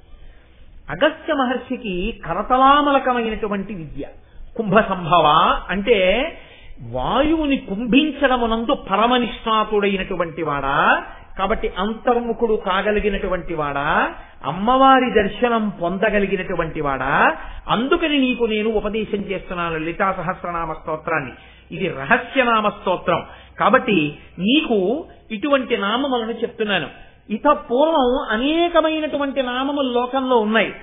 గంగా సహస్రనామములు, గాయత్రి సహస్రనామములు, కామేశ్వరి సహస్రనామములు, వారాహి సహస్రనామములు, లక్ష్మీ సహస్రనామములు, రాజరాజేశ్వరి సహస్రనామములు, సరస్వతి సహస్రనామములు, లలితా సహస్రనామం, శ్యామలా సహస్రనామం, భవానీ సహస్రనామం, ఇవన్నీ ఉన్నాయి. కానీ లలితా సహస్రనామమునకున్నటువంటి ప్రత్యేకతే వేరు. ఎందుకని లలితా సహస్రనామానికి అంత గొప్ప ప్రత్యేకత వచ్చిందో, దేవతలు చిదగ్నిగుండంలోంచి ఆవిర్భవించినటువంటి అమ్మవారిని చూసి సహస్రనామాలు చెప్పలేదు కదా. మరి ఏ సందర్భంలో ఎప్పుడు వచ్చాయి ఈ సహస్రనామాలు, ఎవరు చెప్పారు, ఎందుకు చెప్పారు, ఆ నామాలకి అంత శక్తి ఎక్కడి నుంచి వచ్చింది? దీని గురించి నీకు నేను మొట్టమొదట ఈ విషయాన్ని చెప్తాను, నువ్వు చాలా జాగ్రత్తగా అవధరించు అంటూ హయగ్రీవుడు అగస్త్య మహర్షితో ఈ విషయాన్ని చెప్తున్నారు. ఒకానొకనాడు లలితాదేవి ఒక పెద్ద సభ తీర్చింది. లలితాదేవి తీర్చినటువంటి సభకు అన్ని బ్రహ్మాండములకు సంబంధించినటువంటి నాయకులు వచ్చారు. అన్ని బ్రహ్మాండములలో ఉన్న బ్రహ్మలు. ఇప్పుడు మన జిల్లాకు ఒక కలెక్టర్ గారండి, chief secretary to the government of Andhra Pradesh collectors meeting summon చేశాడు అనుకోండి, అన్ని జిల్లాల కలెక్టర్లు ఆయన దగ్గరికి వెళ్తారు. మనకి కలెక్టర్ గారు గొప్ప, మన కలెక్టర్లందరికీ చీఫ్ సెక్రటరీ గారు గొప్ప. అలా చీఫ్ సెక్రటరీ గారి దగ్గరికి వెళ్లి వీళ్ళందరూ నమస్కారం చేస్తారు, కూర్చోండి అంటారు. ఆయన కూర్చుంటారు. చీఫ్ సెక్రటరీ గారు వాళ్ళకి ఇన్స్ట్రక్షన్స్ ఇస్తారు, మీరు ఇలా ఇలా చెయ్యండి, ఇలా ఇలా పని చేయండి అంటారు. తప్పకుండా మేము అలా చేస్తామంటారు. ఆయన చెప్తే ఇది మేము చెయ్యడం ఏమిటని ఉండదు. మీరు వారంలో ఒక రోజు సాంఘిక సంక్షేమ హాస్టల్లో పడుకోండి అన్నారు అనుకోండి, చీఫ్ సెక్రటరీ గారు నేను పడుకున్నానని కంప్లైంట్స్ రిపోర్ట్ పంపించవలసి ఉంటుంది. ఎందుకంటే చీఫ్ సెక్రటరీ గారి పవర్ అటువంటిది. దాని ముందు కలెక్టర్ గారి పవర్ తగ్గుతుంది. కలెక్టర్ గారి దగ్గరికి మనం వెళితే చీఫ్ సెక్రటరీ గారి దగ్గర నించున్నట్టు మా దగ్గర నించోండి మనం అనకూడదు, మనం ఆయన దగ్గర నించోవాలి. అలాగే ఒక్కొక్క బ్రహ్మాండమనందు ఒక బ్రహ్మ, ఒక విష్ణువు, ఒక రుద్రుడు ఉంటారు. కానీ ఇన్ని బ్రహ్మాండములలో ఉన్నటువంటి త్రిమూర్తులు లలితా సభయందు అమ్మవారి ముందు బిడ్డలు. కాబట్టి ఎంతమంది బ్రహ్మలు వచ్చారు, ఎంతమంది విష్ణువులు వచ్చారు, ఎంతమంది రుద్రులు వచ్చారు అని అడిగారు. ఆ సంఖ్య చెప్పడం వీలు కాదు అన్నారు. వేదంలో ఎంత పెద్ద సంఖ్యలున్నాయో, రామాయణం కిష్కింధకాండలో ఎంత పెద్ద పెద్ద సంఖ్యలున్నాయో అంతమంది వచ్చారట. సేవార్థమాగతాస్తత్ర బ్రహ్మాణి బ్రహ్మకోటయ లక్ష్మీనారాయణానాంచ కోటయ సముపాగత గౌరీ కోటి సమేతానాం రుద్రానామపి కోటయ మంత్రిణీ దండివీ ముఖ్యా సేవార్థం యా సమాగతాః. అమ్మవారిని సేవించడం కోసమని కొన్ని కోట్ల మంది గౌరీదేవులు, కొన్ని కోట్ల మంది రుద్రులు, కోట్ల మంది బ్రహ్మలు, కోట్ల మంది సరస్వతీదేవులు, కోట్ల మంది విష్ణువులు, కోట్ల మంది లక్ష్ములు, ఇంతమంది వచ్చారు. ఇంతమంది వచ్చి ఆ సభలో కూర్చుని ఉన్నారు. అమ్మవారు ఎత్తైనటువంటి సింహాసనం మీద కూర్చునుంది. అమ్మవారికి అటు ఇటు అమ్మవారి యొక్క బిడ్డలు, అమ్మవారి యొక్క మంత్రులు కూర్చుని ఉన్నారు. ఇప్పుడు ఆ తల్లి ఆ సభలో ఉండగా ఒక మాట చెప్పింది. ఆవిడ ఆజ్ఞ ఇచ్చింది. ఎవరికి ఆజ్ఞ ఇచ్చింది? వసిన్యాది దేవతలు అని పిలుస్తూ ఉంటారు. 8 మంది, వీళ్ళని వాగ్దేవతలు అని పిలుస్తారు. ఈ వాగ్దేవతల యొక్క అనుగ్రహం కానీ ఎవరికైనా కలిగిందనుకోండి, భూపసభాంతరాళమున పుష్కళ వాక్యతురత్వము, ఎంత గహనమైన విషయమైనా సరే అవతల వాళ్ళకి అర్థమయ్యే రీతిలో చెప్పగలిగినటువంటి గొప్ప శక్తి వాళ్ళ వాక్కులకు వస్తుంది. వాక్కులకు అటువంటి శక్తి కలగాలి అంటే వాగ్దేవతానుగ్రహం ఉండాలి. వాగ్దేవతానుగ్రహం కలగాలి అంటే అలా అనుగ్రహం ఇయ్యి అని అమ్మవారి యొక్క ఆజ్ఞ వాగ్దేవతలకు ఉండాలి. అందరికీ వాక్కులనిచ్చేటటువంటి దేవతలు ఎవరో వాళ్ళని వాగ్దేవతలు అంటారు. ఆ దేవతల పేర్లు ప్రతిరోజు విన్నా, ఇంట్లో పిల్లలతో ఒకసారి చిన్న పిల్లలతో చెప్పించినా వాళ్ళకి వాగ్దేవతల యొక్క అనుగ్రహం కలుగుతుంది. వాళ్ళు అమ్మవారి చుట్టూ ఉంటారు ఎప్పుడు. ఆ యనమండుగురే అరుణాదేవి, కామేశ్వరీదేవి, కౌళినీదేవి, జయినీదేవి, మోదినీదేవి, నళినీదేవి, విమలాదేవి, సర్వేశ్వరీదేవి. ఈ యనమండుగురులో వసిని అన్న పేరుతో ఉన్న దేవతని అనుసంధానం చేస్తూ వసిన్యాది దేవతలు అని పిలుస్తూ ఉంటారు. ఈ యనమండుగురు వాగ్దేవతలు. వీళ్ళ అనుగ్రహం కలిగిందా, అమ్మవారు ఇలా కనుసౌజ్ఞ చేసింది అనుకోండి, వాళ్ళు వెంటనే అమ్మవారి యొక్క కనుసౌజ్ఞని అందుకని గొప్పగా మాట్లాడగలిగినటువంటి శక్తిని అవతల వారికి అనుగ్రహిస్తారు. అందుకే ఆయనకి వాగ్దేవతానుగ్రహం అండి అంటుంటారు. అటువంటి వాగ్దేవతానుగ్రహాన్ని అమ్మవారి అనుగ్రహంగా భక్తులకు ప్రసరింపచేస్తారు ఆ తల్లులు. ఈ యనమండుగురి వంక అమ్మవారు చూసింది. చూసి వాళ్లతో అమ్మవారు ఒక మాట అంది, వాగ్దేవతలు మాట్లాడితేనే అంత గొప్పగా ఉంటే, వాగ్దేవతానుగ్రహం పొందినవాడు మాట్లాడితేనే అంత గొప్పగా ఉంటే, యనమండుగురులో ఒకరు మాట్లాడితేనే అంత గొప్పగా ఉంటే, యనమండుగురు ఎవరి కనుసౌజ్ఞని బట్టి మాట్లాడే అనుగ్రహం ఇస్తారో అటువంటి యనమండుగురు నిండు సభలో క్రమవంచే చూసి అమ్మవారు వాళ్ళతో మాట్లాడుతుంటే వాళ్ళు ఎంత ఆనందంతో ఉంటారు మీరు ఆలోచించండి. అమ్మవారు ఈ యనమండుగురితో మాట్లాడుతోంది అంటే ఇప్పుడు అమ్మవారి మాట ఎంత గొప్పగా ఉంటుంది. ఈ మాటతో లలితా సహస్రనామ స్తోత్ర ఆవిర్భావమునకు నేపథ్యం పడుతుంది. అమ్మవారి మాటతో మొదలు. అందుకే అది విన్నంత మాత్రం చేత తల్లి అనుగ్రహం కలుగుతుంది. ఎందుకని? వాగ్దేవతలతో అమ్మవారు మాట్లాడిన మాటలు అందులో ఉన్నాయి కనుక. తల్లంది భవత్యోమత్ ప్రసాదేన ప్రోల్లసద్వాగ్విభూతయ మద్భక్తానాం వాగ్విభూతి ప్రదానీ వినియోజితాః. మీరు నాయందు అపారమైనటువంటి భక్తి ప్రపత్తులు కలిగిన వారు కాబట్టి నేను మిమ్మల్ని అనుగ్రహిస్తూ ఉంటాను. నేను మిమ్మల్ని అనుగ్రహిస్తే నా శక్తి మీలోకి ప్రవేశిస్తుంది, మీరు మాట్లాడతారు. లోకం చూడడానికి ఎలా ఉంటుంది? మీరు మాట్లాడుతున్నట్టు ఉంటుంది, కానీ మీలో ఉండి మాట్లాడుతున్నది నేనే అయి మాట్లాడుతూ ఉంటాను. మీ పట్ల నాకు అటువంటి గొప్ప ప్రీతి ఉంది, అందుకని మీ ద్వారా నేను మాట్లాడుతూ ఉంటాను. ఇవాళ నేను మీతో ఒకటి మాట్లాడించాలని అనుకుంటున్నాను. మీతోనే ఎందుకు మాట్లాడించాలనుకుంటున్నాను? ఇక్కడ మీరు ఒక విషయం గమనించవలసి ఉంటుంది. అందుకే పెద్దలు అమ్మవారి తత్వాన్ని అమ్మవారి అనుగ్రహంగా అనుభవించినటువంటి పెద్దలు ఉంటారు. వారు అందమైన మాట ఒకటి చెప్తారు. వాగ్దేవతలు వసిన్యాది వాగ్దేవతలు లలితా సహస్రనామ స్తోత్రం చెప్తే ఎవరి అనుగ్రహంతో చెప్పారు? అమ్మవారి అనుగ్రహంతో చెప్పారు. కాబట్టి పరోక్షంగా అది ఎవరు చెప్పినట్టు? అమ్మవారి చెప్పినట్టు. వ్యాసుడు లలితా సహస్రనామ స్తోత్రాన్ని బ్రహ్మాండ పురాణంలోకి తీసుకొచ్చిస్తే ఎవరి అనుగ్రహంతో ఇచ్చినట్టు? అమ్మవారి అనుగ్రహంతో ఇచ్చినట్టు.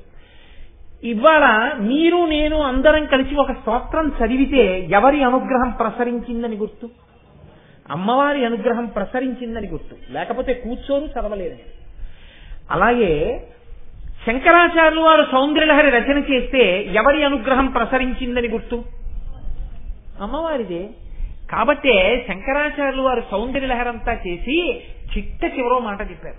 ప్రదీపజ్వాలాభిర్దివసకర నీరాజన విధి సుధాసూతే సవ్యోపల జలల వైరర్ఘ్యరచన అంటూ, అమ్మా చంద్రకాంత శిలల నుంచి స్రవించేటటువంటి నీటిని తీసుకొచ్చి చంద్రుడికి అర్ఘ్యం ఇస్తే ఎలా ఉంటుందో, అలాగే సముద్రంలో ఉండేటటువంటి నీటిని తీసి సముద్రానికి తర్పణ ఇస్తే ఎలా ఉంటుందో, స్వకీయైరంబోభిత్తలిల నిధితాహిత్యకరణం, అందులో ఉండే నీళ్లు తీసి సముద్రానికి తర్పణ ఇచ్చాడు.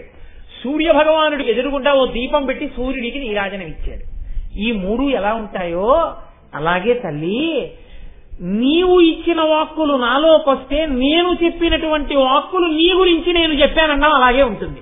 నేను చెప్పడం ఏంటి? నువ్వు నాలో ఉండి నాతో చెప్పిస్తున్నావు. లేకపోతే నీ చెప్పడం అన్నది ఉంటుందా? అసలు ఉండదు. నువ్వే పలుకుతున్నావు నాలోంచి. కాబట్టి సౌందర్యలహరి నేను పలికానా నువ్వు పలికావా? నువ్వే పలికావు. వాగ్దేవతానుగ్రహం కలిగింది కాబట్టి పలికాను, లేకపోతే పలకడం ఉంటుందా? ఉండదు. వాగ్దేవతానుగ్రహం కలిగిందంటే ఎందుకు కలిగింది? వాగ్దేవతల వక్క నువ్వు చూసి కనుసైగ చేశావు వాడిలో అనుగ్రహించని. కాబట్టి అనుగ్రహిస్తే పలుకుతోంది ఉపాధి. కాబట్టి నువ్వే నాలోంచి పలుకుతున్నావు అన్నారు శంకరాచార్యుల వారు. ఎందుకు పలికిస్తున్నాను వసిన్యాది దేవతలతోనే? అమ్మవారు చెప్తోంది వివరణ. ఆవిడంది మచ్చక్రస్య రహస్యజ్ఞ మమ నామ పరాయణాః మమ స్తోత్ర విధానాయ తస్మాదాజ్ఞాపయామి వహ. మీరు నాకు సంబంధించినటువంటి శ్రీచక్ర రహస్యాలన్నీ మీకు తెలుసు, నాకు సంబంధించినటువంటి నామముల వెనకాతల ఉన్న రహస్యమంతా మీకు తెలుసు, మీరు నా స్తోత్రమంతా మీరు తెలుసున్నవారు, మీరు నా ఆజ్ఞని అనుసరించి ప్రవర్తించేటటువంటి అపారమైన భక్తి కలిగిన వారు. అంటే ఇప్పుడు అమ్మవారి యొక్క ఉద్దేశ్యం ఏమిటి? ఈ నామములను వీరి చేత పలికించి లోకమునకు అనుగ్రహాన్ని కటాక్షించాలి, ఈ నామములను పలికిన వారికి అనుగ్రహాన్ని ఇవ్వాలి. అందుకని వశిన్యాది దేవతలతో ఈ నామాలు పలికించాలి.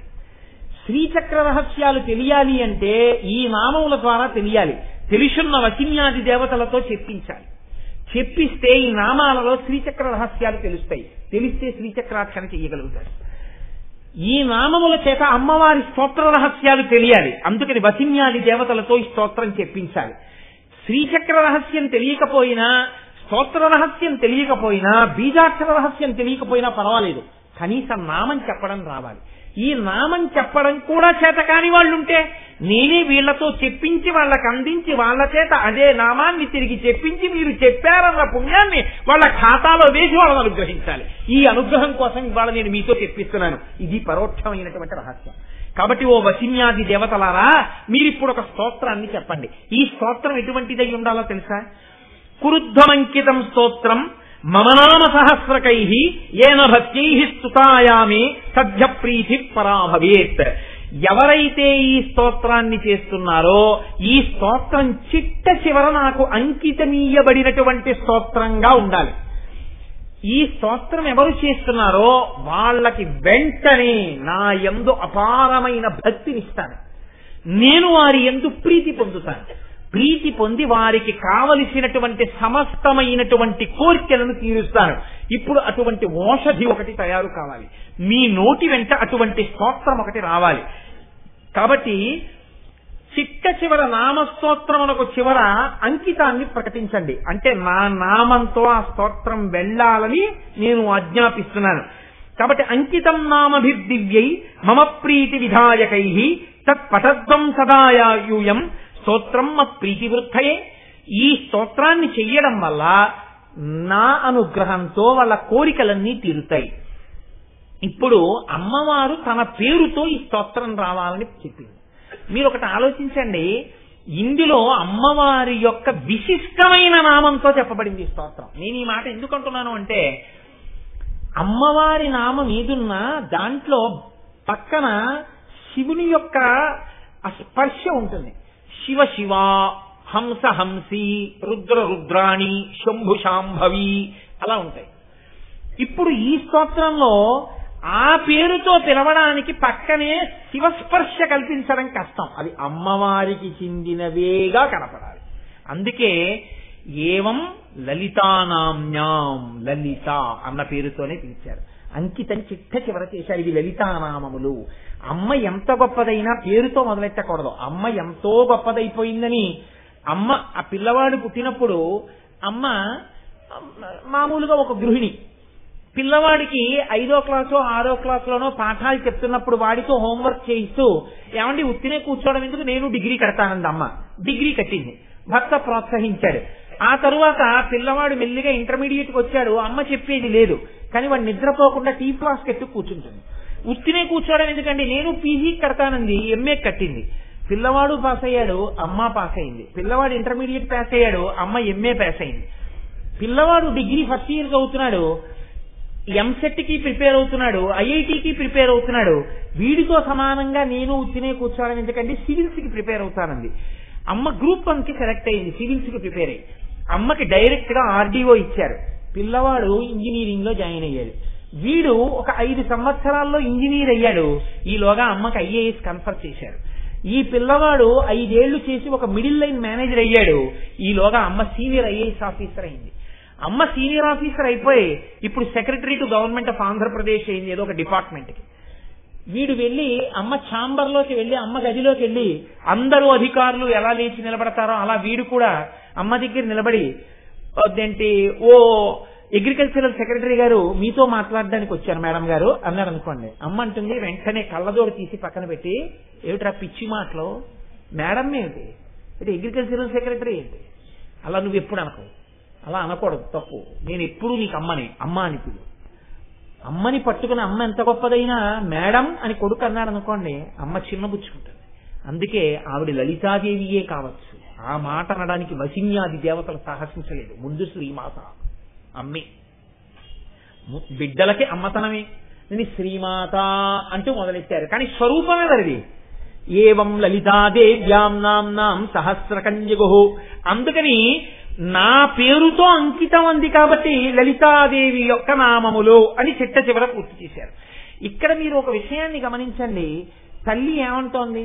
ఈ నామములను చదివినటువంటి వారికి నేను సమస్తము ఈడేరుస్తాను అంటోంది. సమస్తము ఈడేరుస్తాను అన్నప్పుడు ఇక్కడ ఒక ప్రతిబంధకం రాదా? ఎందుకు రాదు? ఎందుకంటే మీకు అనుమానం అని అడగచ్చు. యత్రాస్తి భోగో నహితత్ర మోక్ష, యత్రాస్తి మోక్షో నహితత్ర భోగ. ఎక్కడైతే భోగం ఉంటుందో అక్కడ మోక్షం ఉండదు, ఎక్కడ మోక్షం ఉంటుందో అక్కడ భోగం ఉండదు. మోక్షార్థి అయ్యున్నటువంటి వాడికి భోగంతో సంబంధం ఉండదు. వాడు అన్ని విడిచిపెట్టేసి భగవంతుణ్ణి మాత్రమే నమ్ముకుని బతుకుతాడు. ఎక్కడ భోగమునకు లంపటంతో ఉంటాడో వాడికి మోక్షం వైపుకి అడుగు పడదు. కాబట్టి అన్నీ ఇస్తానన్నప్పుడు ఇక్కడ భోగము ఇస్తే, ఇక్కడ సంపదలు ఇస్తే, ఇక్కడ సుఖాలు ఇస్తే ఇక మోక్షం ఎలా వస్తుంది? దానికి ఇది ప్రతిబంధకం కదా. మోక్షమే ఇస్తే మనం అన్నీ విడిచిపెట్టేసి భగవంతుడి ఎందే భక్తితో ఉండాలంటే ఇహమనంత భోగములు ఉండవు కదా. మరి ఇలా ఎలా కుదురుతుంది అంటే, శ్రీసుందరీ సేవన తత్పరాణం భోగశ్చ మోక్షశ్చ కరస్తయేవా. అమ్మవారి దగ్గరున్న గొప్పతనం ఏమిటంటే, అమ్మవారిని సేవించిన వాళ్ళకి ఇహమునందు భోగములు ఉంటాయి, మోక్షము కూడా కలుగుతుంది. అలా ఎలా కలుగుతుందండి అంటారేమో. పురుషార్థ సమన్వయం అమ్మవారిని నేర్పుతుంది అన్నారు. ఏముందండి, ఇహమునందు అర్థం ఉండాలి, డబ్బు ఉండాలి. ఎంత డబ్బు ఉంటే మీకెందుకు? అది ధర్మంతో ముడిపడిపోయింది. ధర్మబద్ధంగా సంపాదిస్తాడు, ధర్మబద్ధంగా ఖర్చు పెడతాడు. ఇప్పుడు ఎంత డబ్బు ఉంటే మీకెందుకు? జనక మహారాజు గారిలా ఉంటాడు. కామము, ధర్మబద్ధమైన కామమును అనుభవిస్తాడు. ఆయన కామం గురించి మీకెందుకు? ఆయన కామం ధర్మబద్ధం. ఇప్పుడు దాంతో గొడవలేదు. ధర్మబద్ధమైన అర్థము, ధర్మబద్ధమైన కామము దేనికెడతాయి? మోక్షములకు వెళ్ళిపోతాయి. చతుర్విధ పురుషార్థాల్లో మీరు రోజు ధర్మార్థ కామ మోక్ష చతుర్విధ పురుషార్థ ఫలసిద్ధ్యర్థం అని అడుగుతున్నారు కదా. ఇప్పుడు ధర్మముతో అర్థము, ధర్మముతో కామము ముడి పడకపోవడం వల్ల మీరు ఇబ్బంది పడుతున్నారు. ధర్మముతో అర్థాన్ని, ధర్మంతో కామాన్ని అమ్మవారు ముడేస్తారంటోంది నామాలు తిరిగితే. ఇప్పుడు మీకు బాధ్యత ఏమిటి? సమన్వయం చేసే శక్తి ఆవిడ పుచ్చుకుంది. ఇప్పుడు మీరు ఆవిడ చేతిలో ఉపకరణం అయ్యారు. ఎవడు రోజు లలితా సహస్రనామ స్తోత్రం చదువుకుంటున్నాడో వాడికి ఇహమునందు సమస్త భోగములు కలుగుతాయి. ఆఖరణ హాయిగా మోక్షాన్ని పొందుతాడు. అలా ఎలా పొందుతాడంటే, రెండు ఒకదానికొకటి ప్రతిబంధకం కదా. నీకెందుకు ఆ బాధ? అమ్మవారు సమన్వయం చేస్తుంది ధర్మంతో అర్థాన్ని, కామాన్ని. మోక్షాన్ని పొందుతావు, నీకేమిటి బెంగ? అందుకే లలితా సహస్రనామ స్తోత్రమునందు ఒక గమ్మత్తు ఉంటుంది. మీరు ఎప్పుడైనా గమనించారో లేదో, లలితా సహస్రంలో ఇన్ని ఆవిడ ఎలా ఇవ్వగలదండి? పరబ్రహ్మం కాబట్టి ఇవ్వగలదా? నీకేమిటి బెంగ? ఆవిడ పరబ్రహ్మం కాబట్టి ఆవిడ అన్ని ఇవ్వగలదు. పరబ్రహ్మం అని ఎక్కడుంది? వశిన్యాది దేవతలు చేసినటువంటి స్తోత్రంలో ఉంది. చూడండి, పరబ్రహ్మముని గుర్తుపట్టడానికి ఆవిడ పేర్లు కొన్ని నేను మీకు విజ్ఞాపన చేస్తాను. నిష్కారణ, నిరుపాధి, నిరాశ్రయ, నిర్వికార, నిర్వికల్ప, నిర్భవ, తత్పదలక్ష్యార్థ, ప్రజ్ఞానఘన రూపిణి. ఇవన్నీ ఆవిడ పరబ్రహ్మని నిరూపించేటటువంటి నామాలు. ఎక్కడైతే పరబ్రహ్మం ఉందో అక్కడ దేవతలు, ఋషులు ఉపాసన చేస్తారు. అందుకే ఆవిడ ఎవరు ఉపాసన చేశారు? వీళ్ళు వాళ్ళు కారు.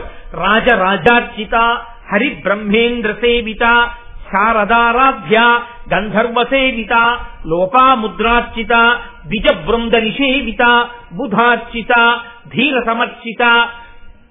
పండితులు, దేవతలు, బ్రహ్మ, విష్ణువు, ఇంద్రుడు, శారద, ఆవిణ్ణి సేవించనటువంటి వాళ్ళు లేరు. అందరూ సేవిస్తున్నారు. వేదములు ఆవిణ్ణి గాయత్రి అని కీర్తించాయి. ఆవిణ్ణే ఉపనిషత్తులు ఉమా అని కీర్తించాయి. ఆవిణ్ణే పురాణములు ఆ తల్లి లలితా పరాభట్టారిక అని కీర్తించాయి. ఆ తల్లే త్రిపుర సుందరి అని చెప్పి ఆగమాలు కీర్తించాయి.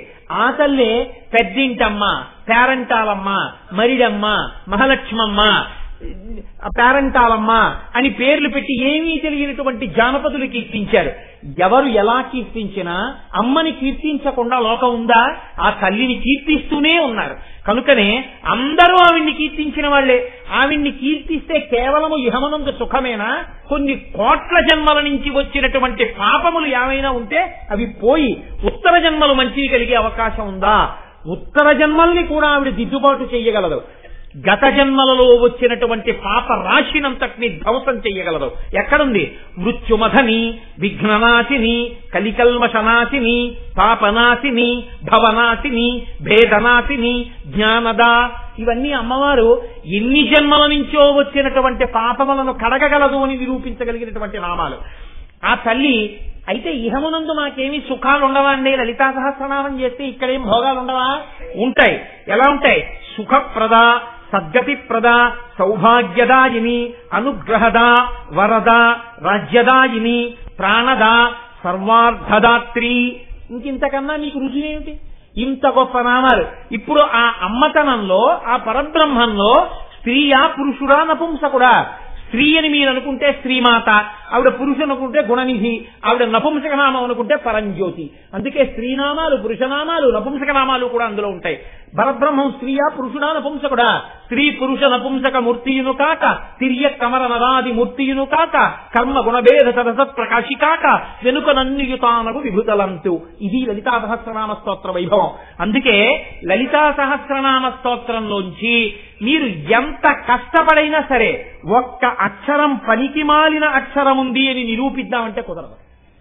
అంత గొప్పగా, ఎందుకనేది అమ్మవారి నోటి నుంచి వచ్చినటువంటి స్తోత్రం.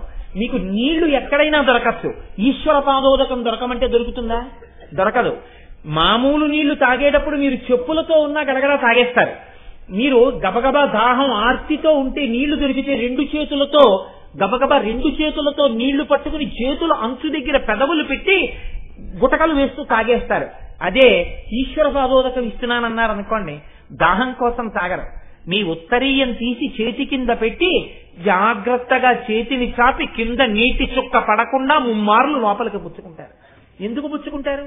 అది సమస్త పాపక్షయకరం. అది భగవంతుడి యొక్క పాదముల నుండి వచ్చినటువంటి తీర్థం. ఆయన శరీరమును కడిగితే వచ్చినటువంటి తీర్థం. ఆయన సాగగా మిగిలిన తీర్థం. అమ్మవారే వసిన్యాది దేవతలలో ప్రవేశించి మనని అనుగ్రహించడం కోసం చెప్పించిన స్తోత్రం అయినప్పుడు ఆ స్తోత్రం మీ నోటి వెంట మళ్లీ పైకొస్తే మీరు అమ్మవారి పాదతీర్థం మీకు వాగ్రూపంగా మారిందా లేదా? ధన్యులు కానని ఎందుకు అనుకుంటున్నారు? ఉత్తరక్షణం ధన్యత పొందడానికి అమ్మ అనుగ్రహించినటువంటి అమృత భాండమే లలితా సహస్రనామ స్తోత్రం. అందుకే లలితా సహస్రనామ స్తోత్రము 182 శ్లోకములలో నామములుగా చెప్పబడితే అందులో ఒక గొప్ప గమ్మత్తు చేశారు అన్నారు పెద్దలు. అందులో మళ్ళీ 9 లహరులను నడిపించారు. లావణ్యలహరి, వైభవలహరి, భావనాలహరి, ఆనందలహరి, చైతన్యలహరి, సాలోక్యలహరి, సామీప్యలహరి, సారూప్యలహరి, సాయుజ్యలహరి అని 9 లహరులు. ఒక్కొక్క లహరి 20 శ్లోకాలతో ఉంటుంది ఇంచుమించుగా. 9 20లు 180 శ్లోకాలుగా 9 లహరులు పెడతాయి. ఇందులో లహరి అంటే కెరటం, ప్రవాహం. ఇందులో మీరు మునక వేస్తే అమృతత్వాన్ని పొందుతారు. 9 లహరులతో కూడినటువంటి నామసహస్రం లోకంలో లలితా సహస్రం ఒక్కటే. 9 లహరులు, 9 కెరటాలు అందులో ప్రవహిస్తున్నాయి. అందుకే శతక వ్యాఖ్యానంగా కూడా పెద్దలు చేశారు లలితా సహస్రాన్ని. ఎంతమంది ఎన్ని రకాలుగా లలితా సహస్రనామ స్తోత్ర వ్యాఖ్యానాలు రాసి తరించిపోయారో. జగద్గురువుల యొక్క సన్నిధానంలో వ్యాఖ్యానాలు రాసి సమర్పించి తమ శరీరాలను విడిచిపెట్టేసి తురియాశ్రమంలోకి వెళ్ళిపోయిన మహాపురుషులు ఉన్నారు లోకంలో. అంత గొప్ప నామాలు లలితా సహస్రనామ స్తోత్రం. అంత గొప్ప నామములతో కూడినటువంటి లలితా సహస్రనామ స్తోత్ర కదంబం. ఒక్క నామం మనసారా పలికితే చాలు, ఒక్క నామం పిలిస్తే చాలు, అమ్మవారి యొక్క అనుగ్రహం ఉత్తర క్షణంలో కలుగుతుంది. అటువంటిది రోజు ఒకసారి సభలో కూర్చుని ఆ నామం చెప్పే ముందు ఒకసారి ఆ నామాన్ని అని ఆ నామంలో ఉండేటటువంటి అర్థాన్ని కూడా వింటున్నారనుకోండి, లలితా సహస్రనామ స్తోత్రాన్ని వింటున్నప్పుడు కలిగేటటువంటి అనుగ్రహం వేరుగా ఉంటుంది. ఎందుకో తెలుసా అండి? ఆవిడ చిదగ్నికుండ సంభూత అంటే బయట కాదు ఆవిర్భవించడం, ఆవిడ ఇక్కడ ఆవిర్భవిస్తుంది. మీరు లలితా సహస్రం వింటున్నప్పుడు అమ్మవారు ఆ చిదగ్ని గుండంలోంచి బయటికి రావడం లావణ్యలహరి. అమ్మవారి యొక్క శరీరావయములన్నింటినీ వ్యాస భగవానుడు వర్ణన చేస్తారు. ఆ వర్ణన చేసేటప్పుడు మీకు తెలిసి కాని తెలియక కాని మీరు వింటున్నారనుకోండి, వింటున్నప్పుడు ఒక్కొక్కటి వింటుంటే ఒక్కొక్క రకమైనటువంటి ఫలితం వస్తుంది. మీకు నేను ఒక్క ఉదాహరణ మాత్రమే ఇవాళ నేను అందించే ప్రయత్నం చేస్తాను. అమ్మవారి యొక్క నాసిక గురించి మీరు వింటున్నారనుకోండి, అమ్మవారి ముక్కు గురించి వింటున్నప్పుడు అమ్మవారి ముక్కుకి ఒక ఆభరణం ఉంటుంది, దానికి ముత్యం ఉంటుంది. ఆ ముత్యం లోపలి భాగంలో ఉండి అమ్మవారు ఊపిరి తీసి విడిచిపెడుతున్నప్పుడు ఆ ముత్యం పైకొచ్చి లోపలికెడుతుంది.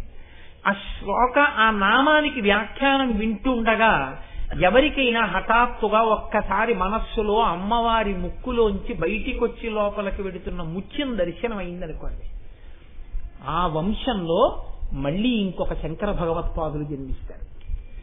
అంతటి మహాపురుషుడు, లోకానికంతటికి బోధ చెయ్యగలిగినటువంటి జగద్గురువు దేని వల్ల పుడతాడు అంటే అమ్మవారి యొక్క నాసాభరణం గురించి వింటే.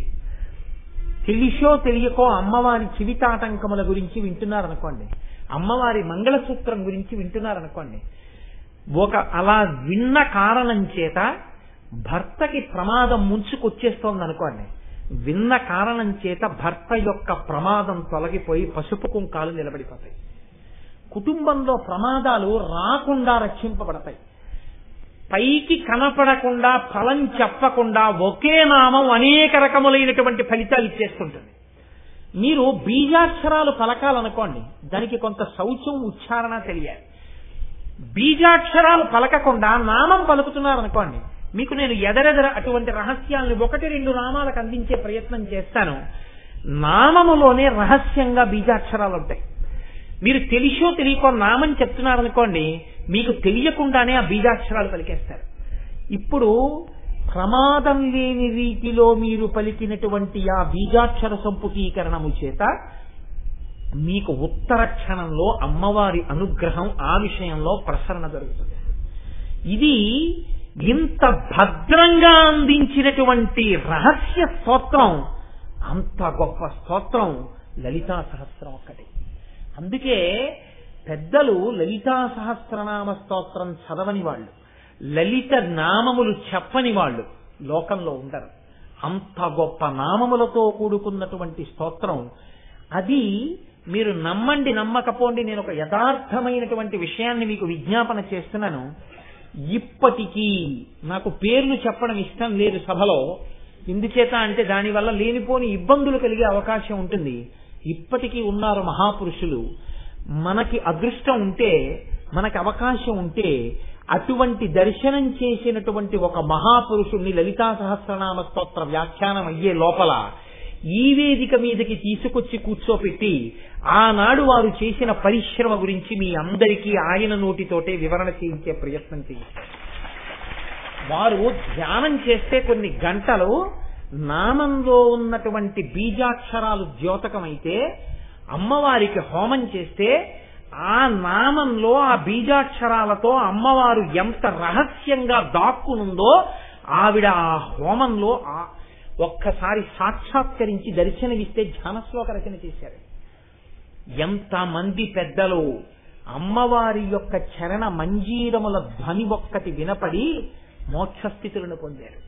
అంత గొప్ప స్తోత్రం లలితా రహస్యనామ స్తోత్రం. అటువంటి స్తోత్రానికి, అటువంటి నామాలకి సౌభాగ్య భాస్కరం అన్న పేరుతో ఎన్నో వ్యాఖ్యానాలు వచ్చాయి. కానీ లోకంలో పెద్దలందరూ అంగీకరించి అందరి చేత స్తుతించబడినటువంటి వ్యాఖ్యానములలో చాలా గొప్పదిగా అలరారుతున్నటువంటి వ్యాఖ్యానం భాస్కరరాయల వారి చేత చేయబడినటువంటి సౌభాగ్య భాస్కరం. లలితా సహస్ర నామాన్ని వసిన్యాది దేవతలతో అమ్మవారు చెప్పిస్తే లలితా సహస్రనామ స్తోత్రంలో ఉన్న రహస్యార్థాల్ని భాస్కరరాయల వారి చేత ప్రకాశింపచేసింది అమ్మవారు.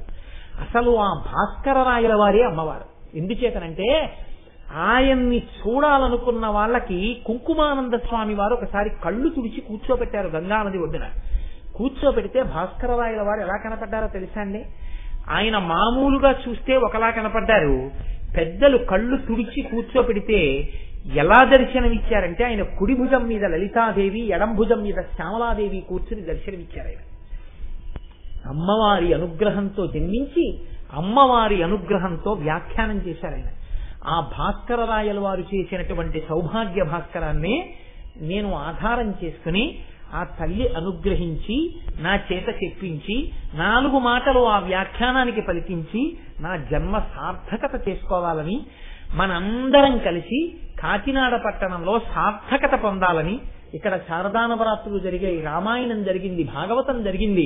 మీరందరూ పరమభక్తితో కూర్చుని ఎన్నో స్తోత్రాలు చేశారు కనుక ఇక్కడ తప్పకుండా అమ్మవారు చెప్పిస్తుందని నమ్మకంతో ఇవాళ ఈ స్తోత్రాన్ని ప్రారంభం చేశాను. రేపటి రోజున ఒక మహాపురుషుడి యొక్క జీవితం, అసలు బ్రహ్మాండ పురాణంలో లలితా సహస్రనామ స్తోత్ర ఆవిర్భావం ఎందుకు వచ్చిందో మీకు ఇవాళ చెప్పాను. అది నేను కేవలం చాలా సంగ్రహంగా మాత్రమే వివరించాను. అదంతా చాలా పూర్ణంగా వివరణ చేయడం అంటే చాలా రోజులు పట్టేస్తుంది బ్రహ్మాండ పురాణం అని. రేపు భాస్కరరాయల వారి జీవితం, ఆయన యొక్క వైభవం గురించి ముందు ప్రస్తావన చేసి తదనంతరం లలితా సహస్రనామ స్తోత్రానికి ఉన్నటువంటి అందాన్ని, దాని వైభవాన్ని, అమ్మవారు ఎంత మేర మన చేత అనుభవింపచేస్తే అంత మేర అందుకునే ప్రయత్నాన్ని రేపటి రోజున ఒక్క నామాన్నైనా ప్రారంభం చేసే ప్రయత్నం చేస్తాను.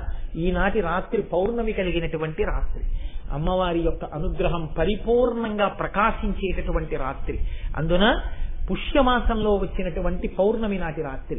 అందుకని ఈనాడు లలితా సహస్రనామ స్తోత్ర వ్యాఖ్యానం మొదలు పెడదామని యథార్థమునకు నిన్నటి వరకు నేను విశేషమైన ఒత్తిడిలో ఉన్నా, ఇంకొద్ది రోజులు తీసుకుని ప్రారంభం చెయ్యవలసి వచ్చినా ఇంత గొప్ప రోజు కనుక ఇవాళ ప్రారంభం చేస్తే నా జన్మ ధన్యత పొందుతుంది, విన్నవాళ్లు ధన్యులవుతారని ఇవాళ ప్రారంభం చేశాను.